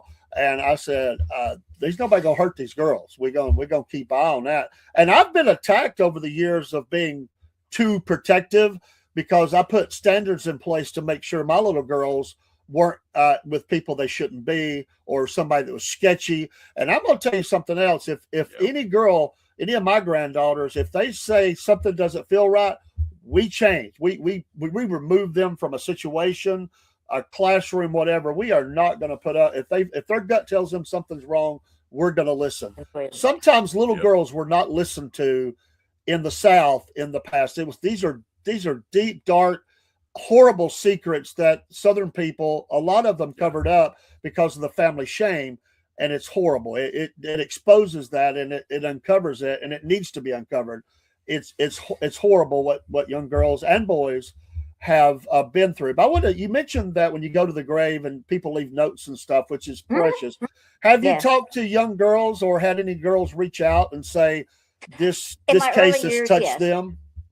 Yes, I had a lot of kids come to my house, and because in 8th grade, Georgia puts it in there. Of course, Leo Frank is, not guilty, and they put in 8th grade history. That's the next thing I got to work on. One of the things I want to work on, because they use the ADL's curriculum on the case.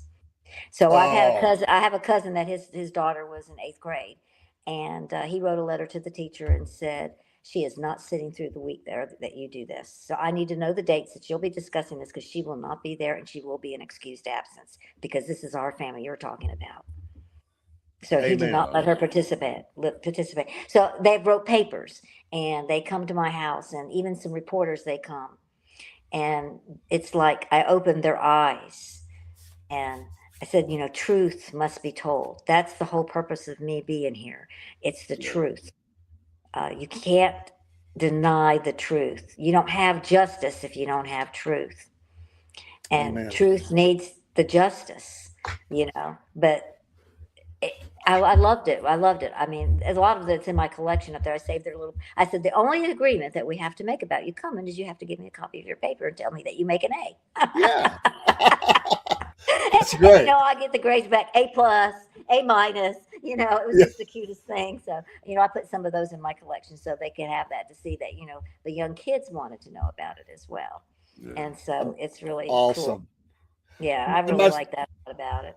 That's a blessing. My next question was, where do you see, where is the opposition, those that are supporting the pedophile? Where is there something on the horizon that you're aware of Yeah. that they're trying to do? Could we talk Yes. about that maybe for a minute? Yeah, I think we need to. I think we need to know what happened. I'm going to go back a little bit Okay. because this was a major thing. And it's chapter 15. If you want to get to that chapter in your book and you can look at it, I'll let you read what the signs say. In 1994, Marietta City Cemetery decided that they were going to put historic markers on several graves. I think like 8 of them. And one of them they chose was Mary Phagan, is because she's the most visited grave at that cemetery right there. Okay, so they asked if my father, if he would agree to put, they were going to put a marker up. And my dad said no. I don't want a marker. I don't want. He was fearful at that time that it might be damage to her grave, and her grave is very beautiful, as you are well aware of. Yeah. So he said no, but Mayor Joe Mack Wilson called him and said, "I really think she needs a marker. How about we write it up and you approve it?" So we did, and he put it up there about in November, December of 1995. In the meantime, the rabbi's screaming about the sign that he's demanding that the marker comes down because it's offensive to the Jewish community. Huh. So I get a phone call and it says, "Mary, you need to go clean the graves." So I knew what that meant. I knew something happened at the grave. I had to know. She said, "You need to go to go clean the graves." Okay. Basically, she told me that something had changed and that I need to go, but that person has gone, and I will never tell the name of that person that called me. So I go to the cemetery, and it's a different marker. They took it down in the middle of the night and put a new marker near Mary Phagan's grave. And you've got Wow. the two. You've got the two And different. that is and the two. So that's this yes. is the one that was there, yes. and this is what it was And they replaced with. changed. Yeah. And it was Wow. done by Philip Goldstein, the rabbi, and they pressured Dan Cox, the director of the Marietta, Parks and Recreation. They had no council meeting. They had nothing. They didn't have any reporters there. They just did it in secret. And I want to remember that. I want y'all to remember the secret opacacy is what I call it. So everything they did was in secret. So there Okay. was there no law broken? Well, I'm assuming there is, but I just That's don't what know. I would think. I'm sure they did. I mean, it I could be probably considered I would love to theft. sue the rabbi for $30 million since he's been Well, it harassing should be my family for considered 30 years. theft. Yeah, I well, would think.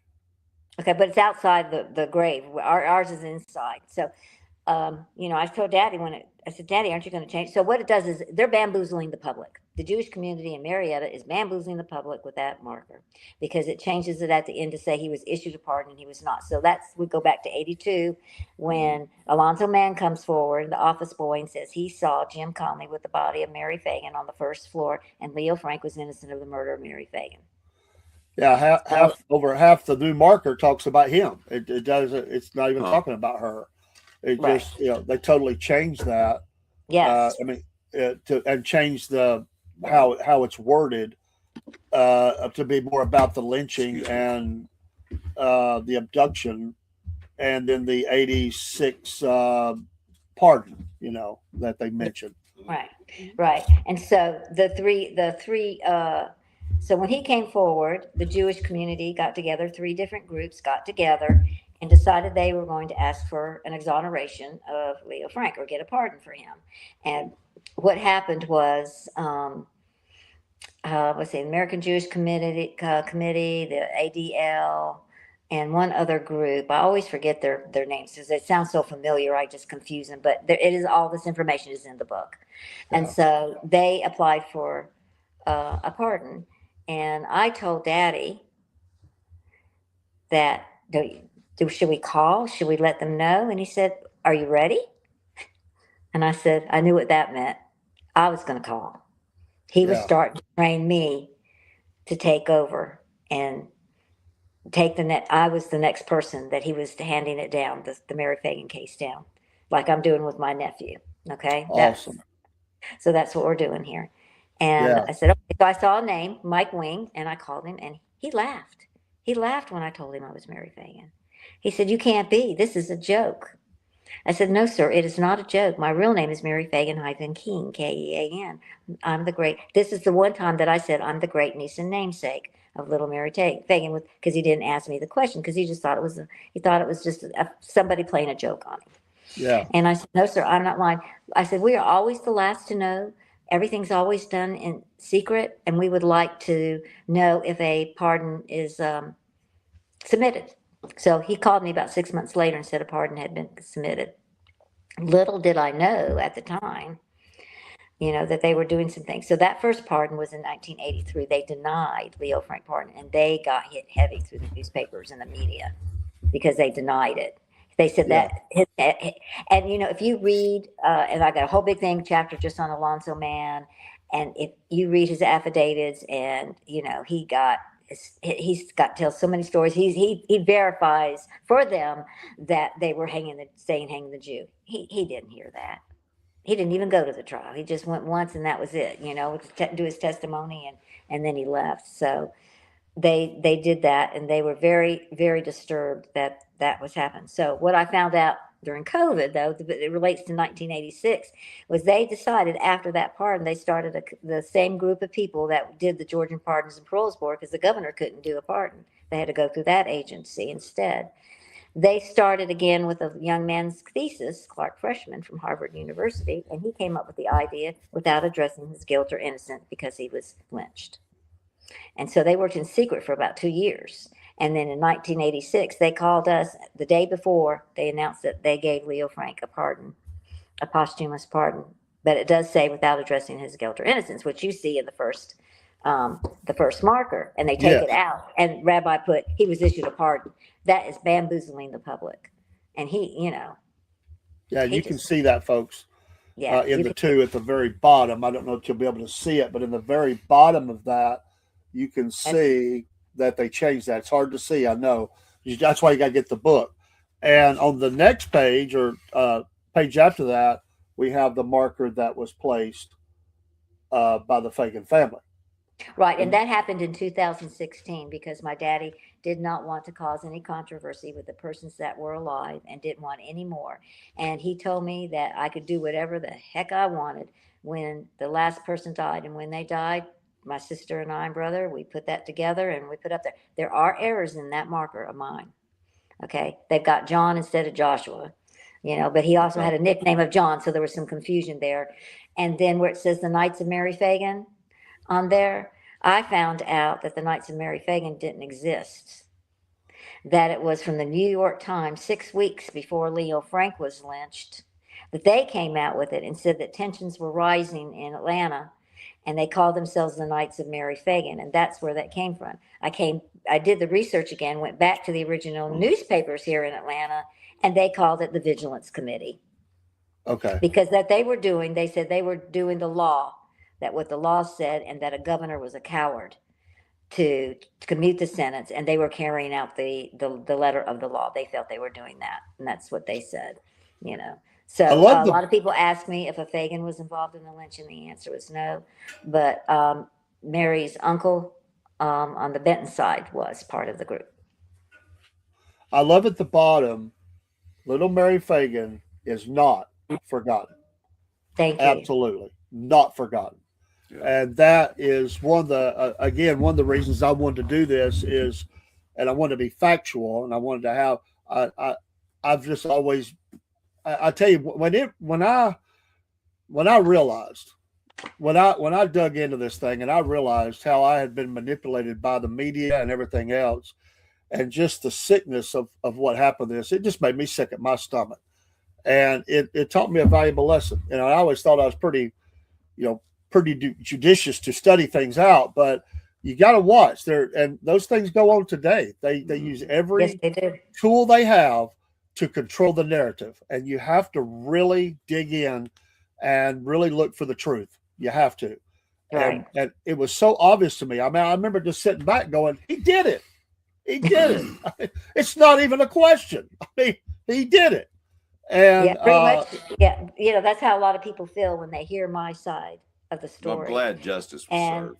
it was a lot of people say that to me too, and they, you know, it was hard for my dad because, you know, he experienced the hurt more than I did.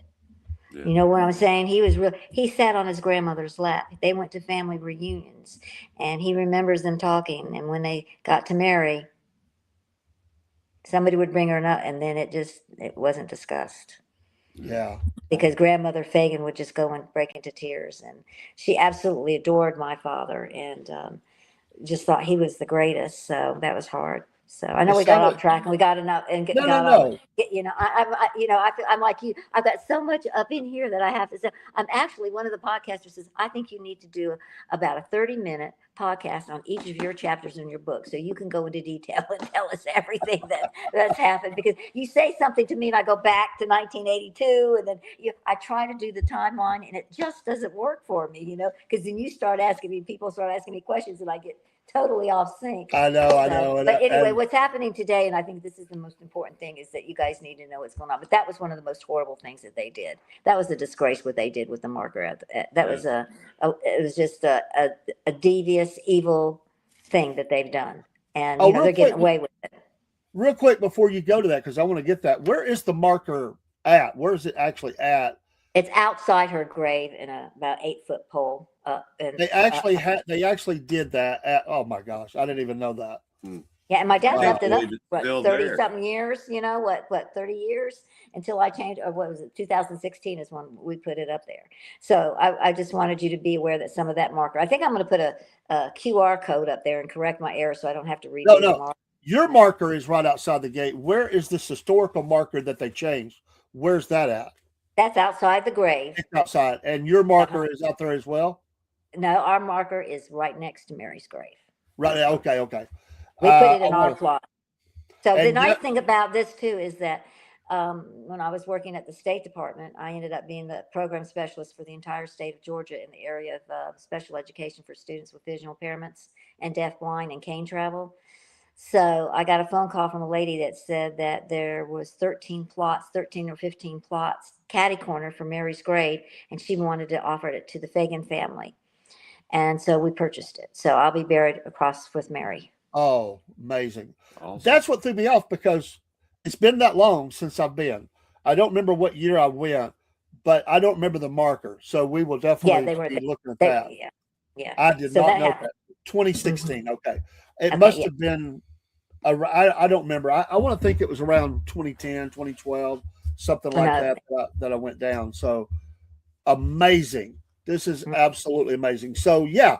So let's talk about what the enemy's up to, what they're trying to do these days, Okay, and sure. how can we So help? 2019, I told you the Conviction Integrity Unit, they announced that. Yes. And so I asked for records, for open records requests from Fulton County. They deny that there's any records. Huh. Okay. You can't tell me they've been planning this for 3 years or 4 years. In 2015, they started mentioning it about getting a new trial in 2018. And I talked to Dale Swartz, who is one of the petitioners with the first pardon. And I called him and I said, well, I heard y'all wanted to do a new trial. And we're very respectful to each other. I want you to know that. I mean, Yeah. you know, just because we're difference of opinion doesn't mean we can't have a conversation that's civil. And I Right. said, I heard that you were thinking about doing a trial. Is that correct? He said, well, yes, Mary, we're working on it. And that's what I think is at the rabbi's collection that I want to go. And my sister and I are going to go this next year. Unfortunately, I had a terrible, terrible fall on April 27th, and I'm still recovering from it. Bless your heart. And so, it was awful.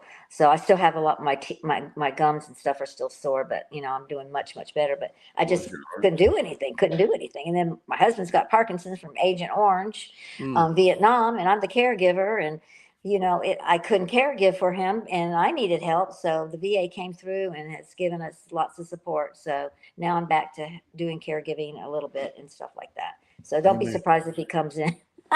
He's in a wheelchair. He always interrupts my podcast. Everybody said, "Here he comes," and the dogs, because they're still having a fit. That I can hear him scratching on the door, wanting to get in.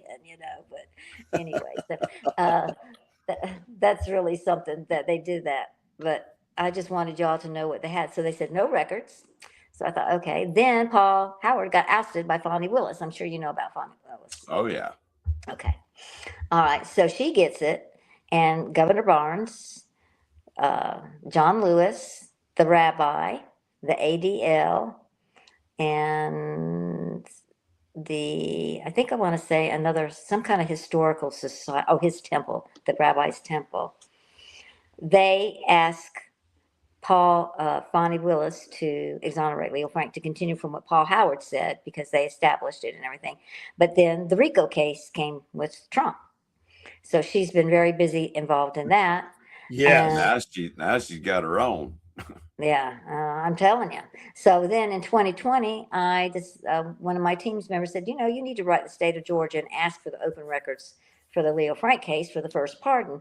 And he said, because, it's been a long time. It's been 30, 40 years and all this. I get it back. Oh, what page is it on there? It says, it's in my newsletter in the back. It says denied. They denied me records and told me it was a state secret. What? State secret. Yes, sir. That's crazy. It's a state secret. Mm-hmm. Wow. So I couldn't get any records there. And then, Fonnie Willis continues, and we just, things happen. The biggest thing that happened for me and my family was in 2021 with Jonathan Greenblatt of the ADL, and he got nailed. And it's been going on for the last 4 or 5 years because Elon Musk bought Twitter and changed it to X. And every year on the anniversary of Leo Frank's lynching, he writes the same thing about him being, because of anti-Semitism. And this is how they make their money. This is how they get money because of this case. And he got community noted. Oh. So that's never happened before because, he just says it and everybody knows, he literally had to shut down the comments. And we figured out like 98%, it's on my website somewhere, 94% were against the ADL based on that. And so it has continued for the 22nd, the 23rd. He did it again in 24. He did it again in 25. And it's still he still writes the same thing every year, even though it got community noted. And I mean, one of them had like 24 million views, and they were all mostly against the ADL and Jonathan Greenblatt. And it should be. Yeah. Absolutely. Because they're liars. They're making money off little girls' rape and murder. They're promoting, in my opinion, pedophilia. If they're supporting Leo Frank, because that's what he was convicted of, that's what got the conviction was his sexual perversion, not because he was Jewish, and they just can't admit it. But they are supporting that. Yeah. Now look at Jeffrey Epstein. Look at all these girls that were being trafficked. Unfortunately, are now committing suicide. Yes, it's horrible. It's horrible. We had a question. Do you have an email list? You talked about the newsletter. Is there an email list that you can join on the website? No, but I need to do that. I'll ask my person that runs it to do it. Email list. Okay, because I think that people would love to keep up if there's something that you want to send out. Put it on the email. Okay. Yeah, and I'm on Facebook. I'm on Facebook too. You are on Facebook. Make sure, folks. What under your name, Mary Phagan Kean? Is that how they find you on Facebook or not? I don't think so. We can announce it later. We can look it up. But there are people here. Barry, I know all these guys. They dig in. They will keep up with stuff, and they're very good about sending me stuff. And because the information flow is sometimes, like you said, that you don't know something's being released out there, and you don't know what people have done. It's got to help keep things accountable, and we want to keep up with what you're doing and pray for you and support you and dig into this and study this stuff so we'll know it and we can have talking points for ourselves to share with people who have no clue about this case. Right. There are people just don't know. And This really was a first pedophile case in this country, when that's you think amazing. about it. Amazing. And and like I said, and then it came another mini war between the states, as my dad always called it. But what I wanted to let you know that there's a musical out called Parade at One Tony Awards, and it still continues to this day. And it came here in April at the Fox Theater, and Fonnie Willis announced that the Leo Frank case was being reviewed for exoneration of the murder of my great aunt, little Mary Phagan. So that's what's happening as of today. My gosh, that's so horrible. So It is horrible. It is horrible. And guess what? She went to the Senate committee. They've been trying to subpoena Fonnie Willis. She went in December and they said, guess who her attorney is? Who's her attorney? Some old fella. Yeah, Roy Barnes. Roy Barnes. Oh, is he really? Yes. Wow. Okay. I didn't Is know that that. not a conflict of interest? So he's her lawyer, and that guarantees that it's going to happen in my book. Wow. Mhm. Wow. And I think the state of Georgia should be ashamed. So my last newsletter says that. Let me show you. Go to Appendix 2. Oh, I just found newsletter number 7 says it was denied, and I have a copy of the letter from the State Board of Pardons and Paroles right on the. So these newsletters are very important. These are the last things that happened that I just felt like was more important to keep these newsletters in, and they're all available on my website at no cost. Everybody thinks I should charge for it, and I go, oh no, I'm not charging for it. No way, no way. Hey, thank you for coming in from Germany. We have a visitor from Germany coming in All right. on YouTube. Thanks for stopping by. We're talking about this precious young lady right here, little Mary Phagan, and really about her and how they're trying to paint this up as anything other than she is the victim. She is the victim, and we will keep preaching that. And so Mary Phagan Kean is our guest. And we are honored to have her. Thank you again so much for being here with all this going on. I fell myself. I didn't get hurt like that, but I fell myself a little over a month ago. And let me tell you, falling is not good. No, I fell flat on my face, and I was with my sister, and we went to Taste of Marietta, and she said, we can't find a parking place at the square, so do you mind walking? So I had no sandals on. I didn't have flip-flops on. I didn't have any open-toed shoes on. I had the good walking shoes. But what Marietta City did, I don't know if it's Marietta City, but what the sidewalk is there, going to there, because we had to walk a mile, they had concrete, and then they would have brick, and then they would have concrete and brick. Well, the brick sank. And I tripped over the brick, and I just landed flat on my nose, broke my nose. I had to glue my nose together. Wow. I mean, it was awful. And then, it looked like somebody beat me up really bad. My knees, I had to go get they scratched my glasses and everything. And my sister, thankfully, is a retired nurse. And so I didn't cry when I fell. And then all of a sudden I started crying. She goes, what? I said, oh God, did I lose my 2 front teeth? Because my mouth is full of dental implants. I have the worst teeth in the world. And she's got the most perfect teeth in the world, and I just have all these issues. I've had them since I was 2 years old. And I remember standing up because I said the gums overgrew my teeth. It was just something. I said, I've always had trouble. And she said, spit it out. And so as all blood came out, she goes, no teeth. I said, okay, I'm fine. But my mouth is still very, very sore here up in the gum area. And they said it's going to take a while. And it's been almost 8-9 months. It's terrible, I'm telling you. Merry Christmas to you, brother, and God bless you for coming in from Germany and study this case. Yes. Watchman says, Watchman for you, this is a great point, as they are working on even speaking about this illegal as we speak. That's a great point. The hate speech, and they're taking and trying to make laws where you can't speak about something, or you're full of hate, you're anti-Semitic, and it's gotten to the point you can't say it. That's a great point. There is a lot of work being done in that area, so that if you even bring it up, you could be charged with a crime. Right. That's where this is headed.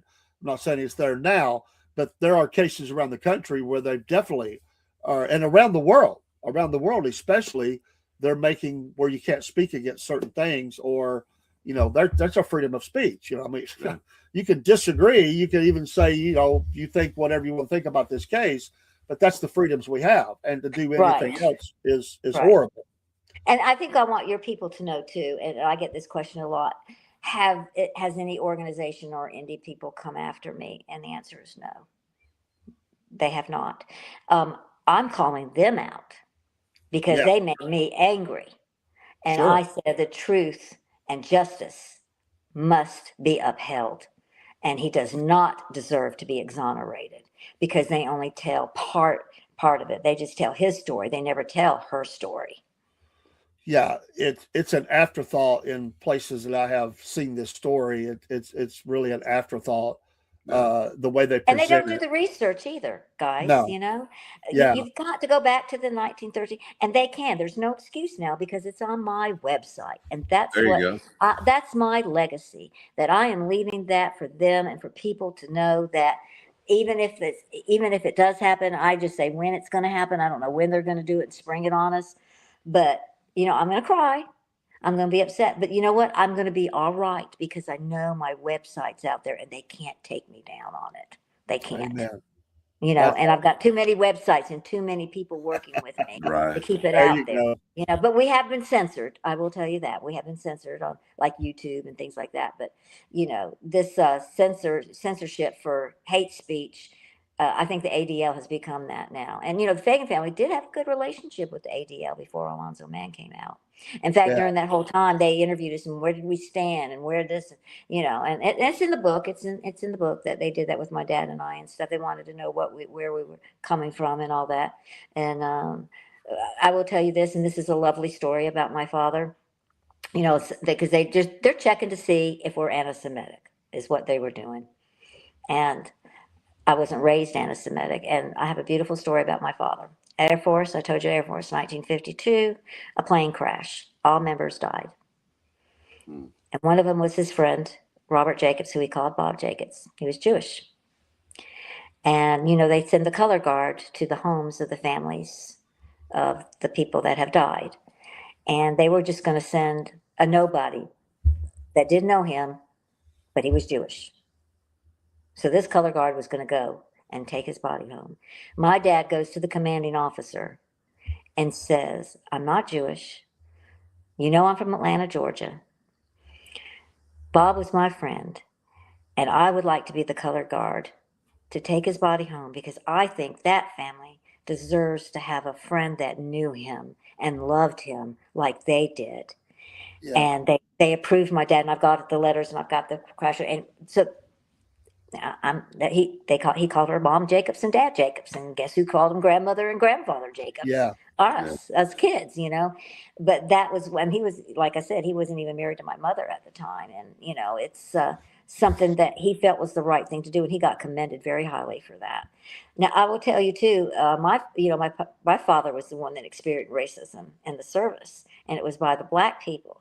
A lot of people were black. They said you better stay away from Phagan because he's from Atlanta, Georgia, mm, a stereotype of the South, yeah, yeah. yeah. And And Unfortunately, those things still go on. yes, they do. They do. People who don't know you try to label you as things, and to this point, if you even question something, I mean, you somehow have become a person of hate.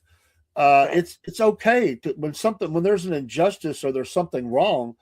I don't look at the race. I look at the action. What have they done? Right.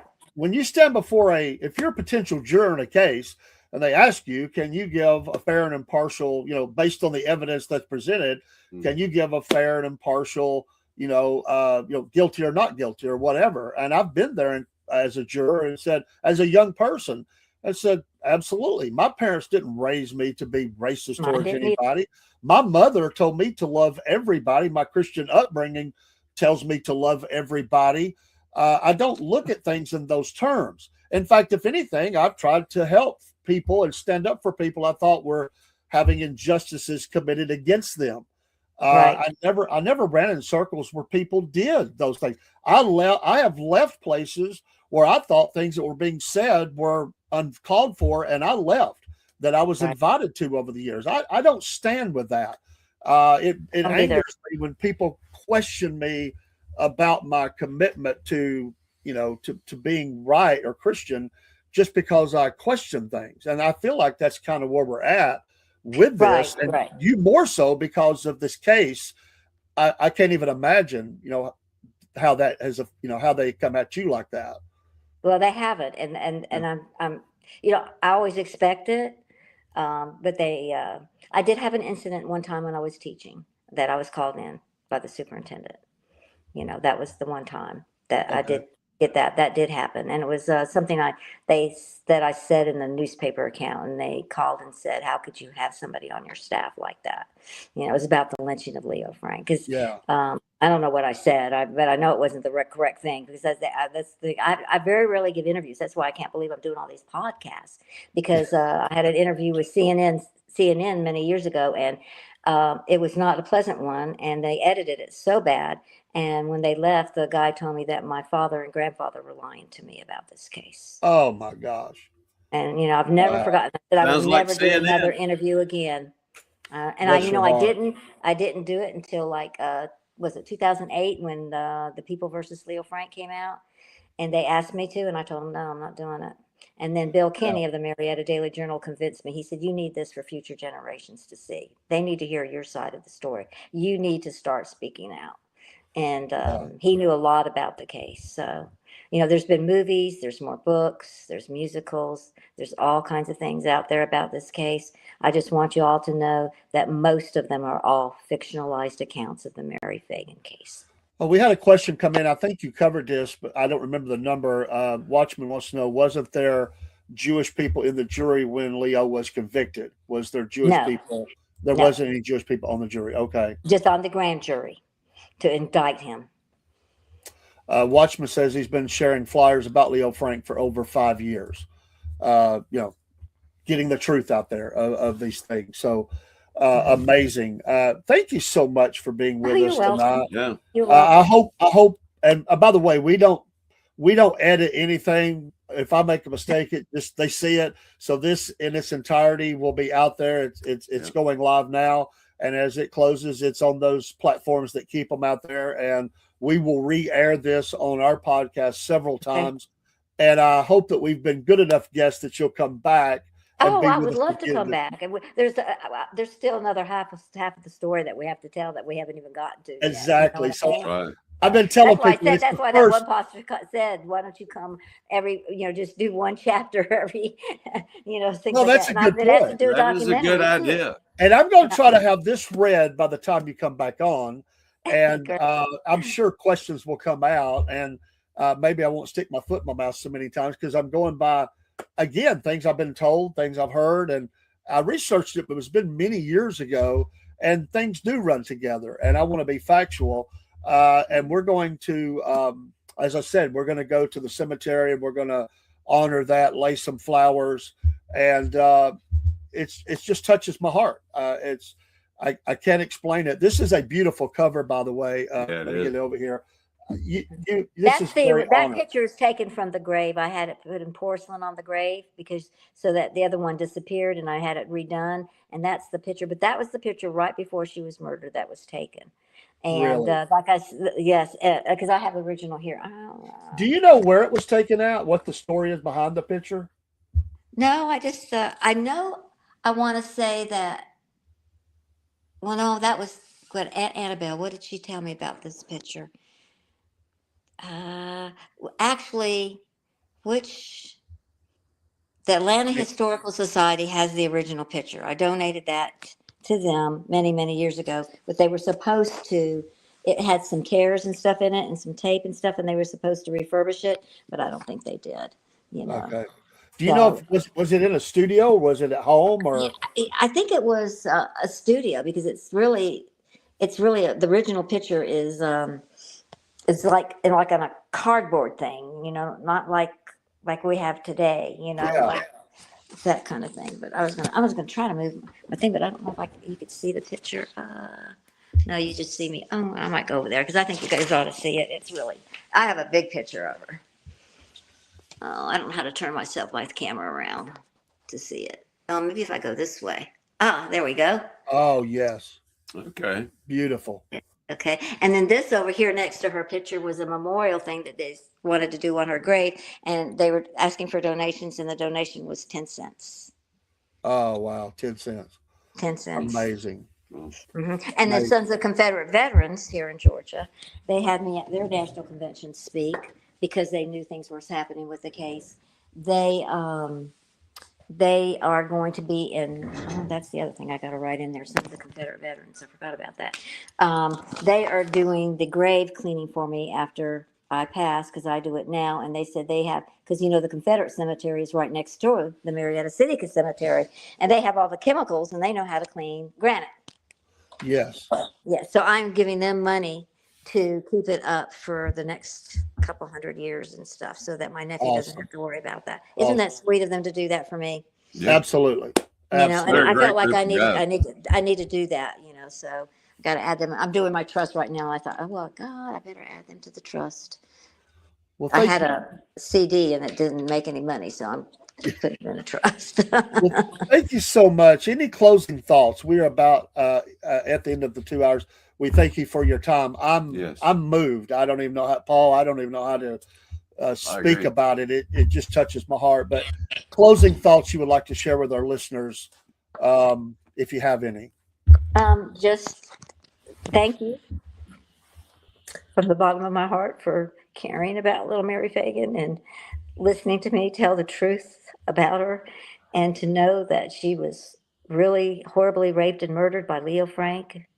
And that's the truth that needs to get out, even though we know that there are forces that are working against it. The Phagan family has gone through 112 years of turmoil, and now I'm trying to lessen the turmoil for my nephew, because he's Amen. what's taking over. So he's going to Bless be you. in charge of the trust. So I'm sorry, I'm crying. No. Prayers for You're you. fine. I mean, Yeah, definitely. Paul, anything you'd like to Sorry. add in before we? I just I want to thank you from the bottom of my heart for coming on the show, and everybody needs to know about this. Yeah. Yes. It's ongoing. One thing, I hate bullies. Yeah. I can't Yeah. stand the bully, and And this is, yeah, I agree. And I really deep down thought about it. I don't know, I still may do it, but I think every 435 people in Congress need to have a copy of my book, to see when the next time they look at maybe helping it fund Israel or fund the ADL comes in. This is where it starts. This is where it started. Yeah. You've got to realize, that they are supporting a rapist, pedophile, and child trafficking that continues. And he was the first pedophile. I want to write a letter to them saying, are you aware that he's the first convicted pedophile in this country? well, I don't see why we have to bring race into it. He was a terrible person. He was Right. evil. It doesn't matter if he was Caucasian, Jewish, Indian. It doesn't matter. Yeah. This is the story. This is the Yeah. person. She deserves to remember her story, to remember who she was. Yeah. And she represents all the little boys and girls that have been done wrong. She Especially over the past 40 they need to years. answer for that. There has to be justice For for the little children. Mary Phagan. There has to be Yes. justice for all these others that have been done wrong. And Because Mary got justice, but how Yeah. many haven't gotten justice? exactly, it's a national sin, and Yeah, it it is. it has to be answered for, and a universal sin. I mean, it's not just here, but certainly our country has certainly it's a dirty, dark Secret. thing in our secret. I mean, and it goes to the highest levels of our government. We see that with what's going on right now. So sad. Thank you so much. Oh, you're welcome. Have a Thank you. great night. I'm sorry if I was so confused and stuff. There's just so much in No. my head. And You have all this information, and I want to tap into that. And folks, go to the website. We're going to share it out, so you'll have that. okay. And buy the book. Buy the book. Buy it. Thank you. And I'll Do see you it. again soon, okay? Yes, you got it. All Take right. care. Thank you. All right, Thank you. folks. Bye-bye. All right. Bye-bye. See you. Bye-bye. Bye bye. Okay, all right. And we will go out with some music. And Paul, amazing. Yes, that's a very touching story, and man, It just touches your heart. So it gets my heart beating fast. thank you, folks. There's a lot of information. I'm sorry to get to everything in the chat. We just wanted to give her as much time as possible, and we're just tapping the parts of it. There's so much that I learned in this that I did not know. This book is really well done. Again, and here is that. By the way, here is the flyer for the thing for the movie. Been handing out the movie. No. For the movie Jack Lemmon. That my bad. And a lot of people saw that movie, which obviously has some inaccuracies in it. But the part about this, I didn't know they did that. But when we go to the grave, we're going to highlight that for sure. I wonder if you could send us a picture of the flyer. Yeah, you're handing out. Watchman. What are? Yeah, that would be. And awesome. here is the state marker about the other. I heard so much about that. I've never seen that marker, to be honest with you. But there's footnotes. There's a lot of information in here about this. So, but yeah. Thank you so much. We need to get off of here. We've been it's been a great show. We're going to re-air this, and we got to find out why Instagram kicked us out. They don't store the videos anyway, but I hate it. We did have some in there watching, but we'll make sure they know that you can go find it at other places.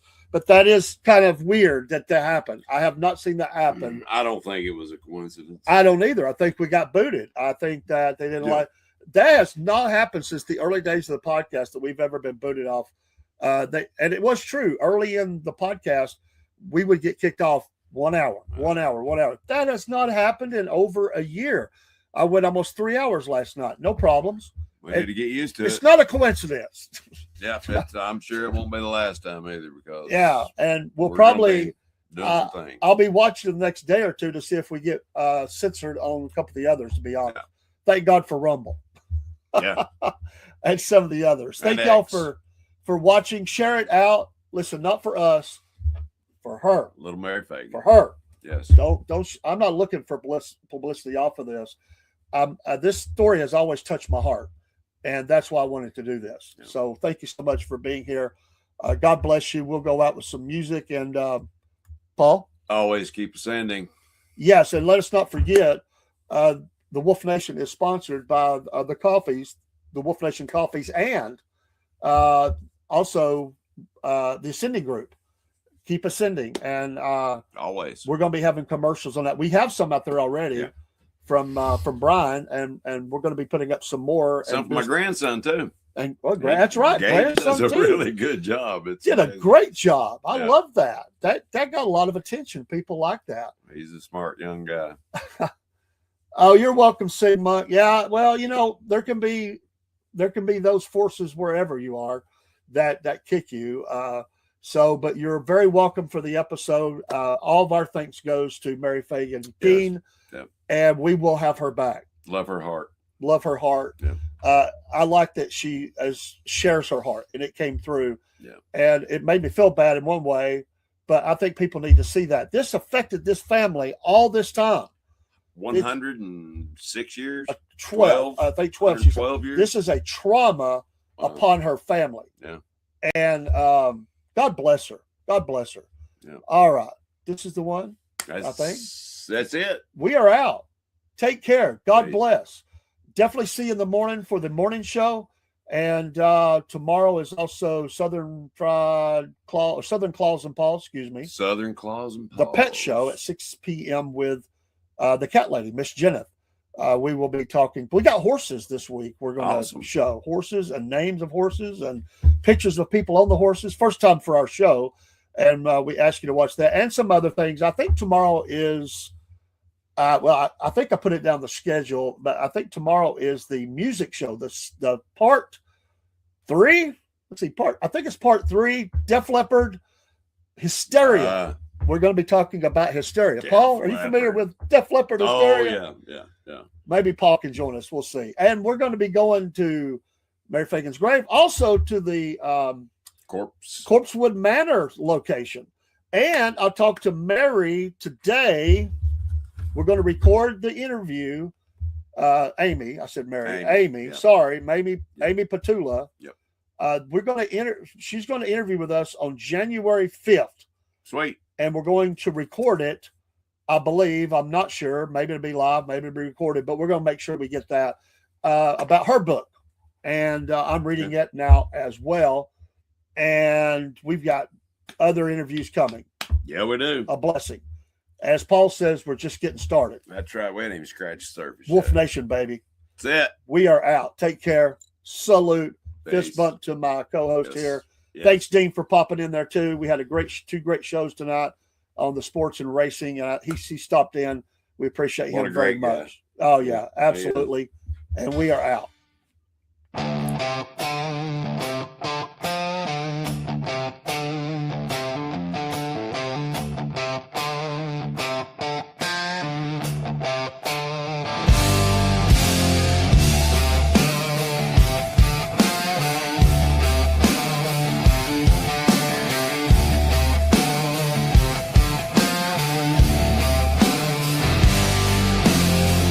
Out on the airwaves, mud soaked and loud.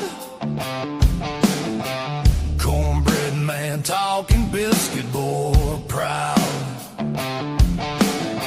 Static crackles like a rattlesnake's tail.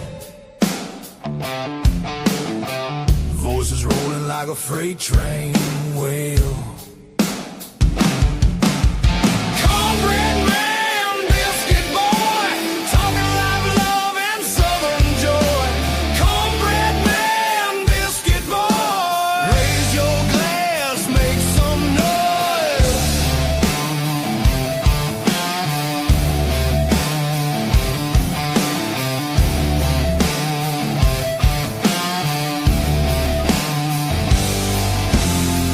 Gravy drips in the southern drawl. Stories thick like the cypress tall. Radio rebels riding wild and free, shouting truths like a storm at sea.